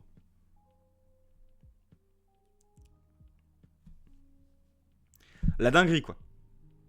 Donc c'est-à-dire qu'il a utilisé cet impératif catégorique en mode qu'est-ce qui se passe si tout le monde fait comme moi, et son move c'était en tant que fonctionnaire j'avais besoin d'obéir, donc j'ai rien fait de mal, parce que si un fonctionnaire n'obéit pas, si un fonctionnaire n'obéit pas, c'est le concept d'État qui s'effondre. C'est pour ça que Kant, et c'est pour ça qu'Eichmann a mal lu Kant, parce que Kant a rajouté à son impératif catégorique un impératif pratique, une dernière condition à la morale, qui est agis de façon telle que tu traites l'humanité aussi bien dans ta personne que de tout autre, toujours en même temps comme une fin et jamais seulement comme un moyen. Qu'est-ce que ça veut dire ça ? Utiliser quelqu'un comme un moyen, c'est l'utiliser pour arriver à ses propres fins. Considérer quelqu'un comme une fin, tu vois, une fin c'est la fin de l'action, le but de l'action.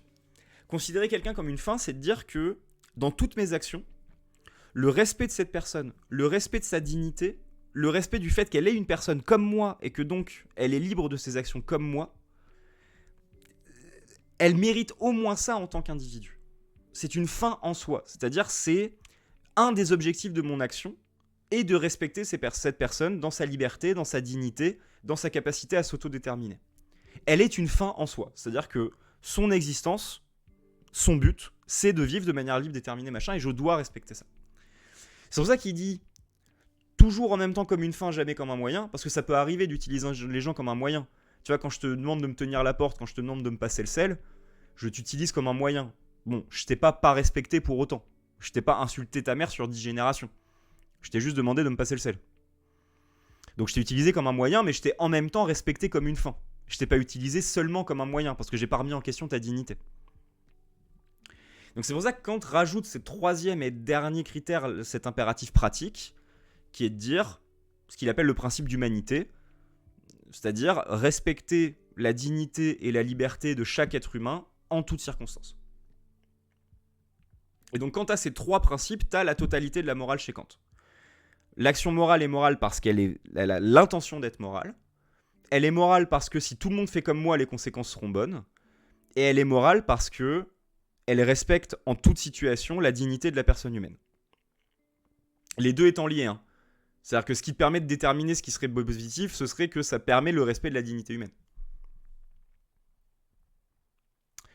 Voilà, donc c'est ça, impératif catégorique, impératif pratique. Je sais pas si j'ai besoin d'en dire plus, il me semble que voilà. Est-ce que c'est très très grande question. Est-ce que c'est transposable chez les autres êtres vivants ? Eh ben, excellente question et gros sujet à débat. Notamment dans les milieux véganes, antispécistes, machin. C'est-à-dire où s'arrête l'impératif d'humanité, le principe d'humanité chez Kant. Kant l'arrête à l'être humain parce que Kant fait partie du XVIIIe siècle et donc Kant considère la particularité de la conscience humaine en disant que l'humain est différent des autres animaux par sa capacité de langage, par sa capacité de conscience de soi, et que donc c'est cette conscience de lui-même, c'est le fait que l'être humain, contrairement aux autres animaux, est un être conscient, intelligent, douté de raison, qui fait qu'il a une dignité qu'on lui doit en toutes circonstances. Voilà, c'est parce que l'être humain est un être de raison qu'il est un être dont la liberté et la dignité doivent être respectées. Donc Kant n'ouvre pas ça aux autres êtres vivants. Par contre, d'autres penseurs, notamment Peter Singer, qui est le fondateur du mouvement qu'on appelle antispéciste, enfin qui est l'une des figures de proue de ce qu'on appelle le mouvement antispéciste, va complètement faire ça. Dire quand t'as dit il faut respecter la dignité des autres et en faire une fin de notre action, sauf que Peter Singer il dit au lieu de se baser sur le critère de la raison, on peut se baser sur le critère de la souffrance. Tout être vivant qui souffre mérite qu'on prenne en compte sa souffrance et qu'on lui évite cette souffrance. Et donc tout le principe de la pensée de Peter Singer, c'est d'étendre la pensée de Kant à l'ensemble des êtres vivants sentients, c'est-à-dire qui sont capables de ressentir le plaisir et la souffrance. Donc gros débat en fait, hyper bonne question et gros débat. C'est-à-dire que pas chez Kant, pas chez ceux qui considèrent une particularité de la conscience humaine, Mais par contre, gros de questions sur est-ce qu'on l'étend aux autres vivants aussi, c'est toute la question finalement de la place des animaux.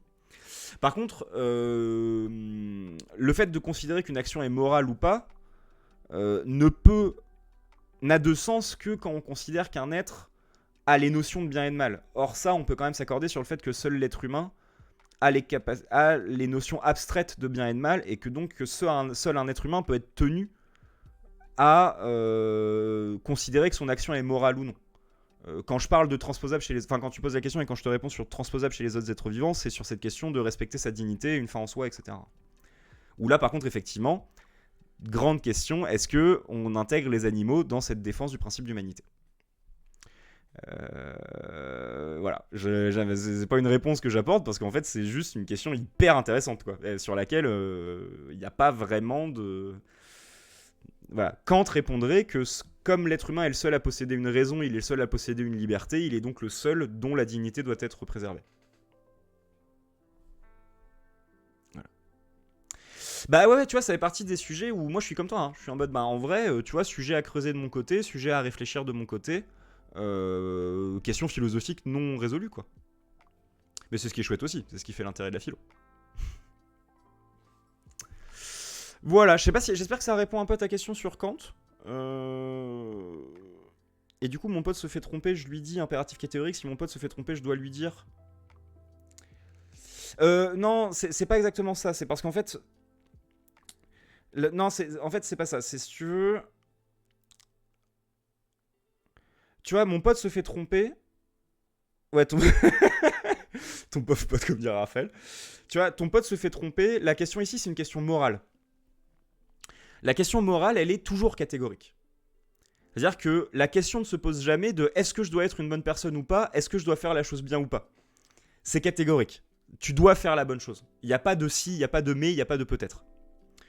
L'impératif hypothétique porte sur des questions non morales. Si je veux devenir ingénieur, alors il faut que je fasse des études. Impératif hypothétique, il faut que. Si je veux, alors il faut que. Mais en fait, pourquoi la question morale est un impératif qui est catégorique et non hypothétique ? Parce que pour Kant, la question si je veux agir bien, alors je dois nanana ne se pose jamais. On s'en fout que si tu veux agir bien, non, tu agis bien, point. C'est en cela que l'impératif est catégorique et pas hypothétique, parce que ne se pose jamais la question de si je veux faire la chose bien. Il n'y a pas d'hypothétique, il n'y a pas d'hypothèse, il n'y a pas de peut-être. C'est je fais la chose bien.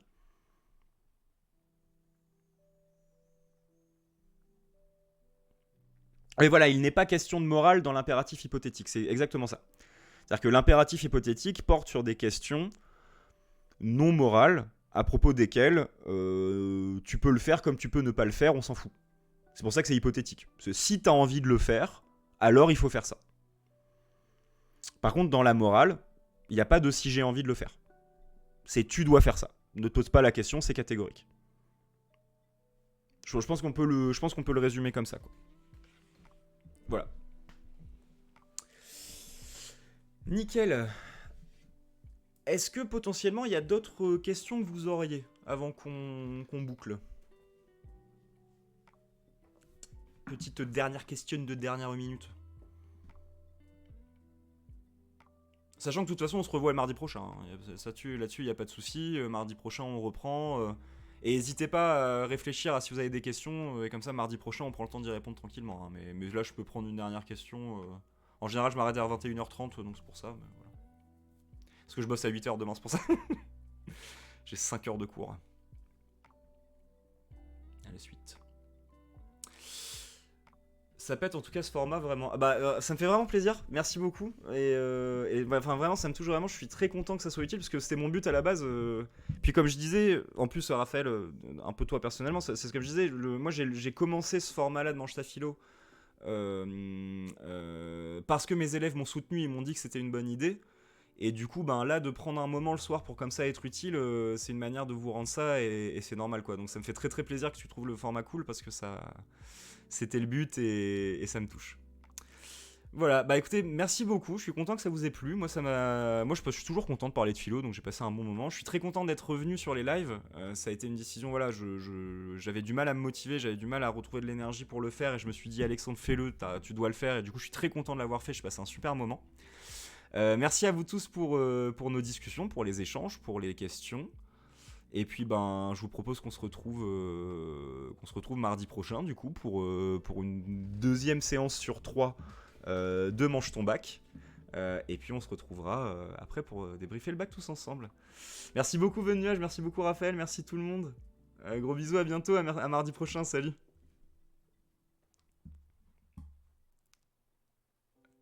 Ouais, bonne soirée tout le monde, ciao.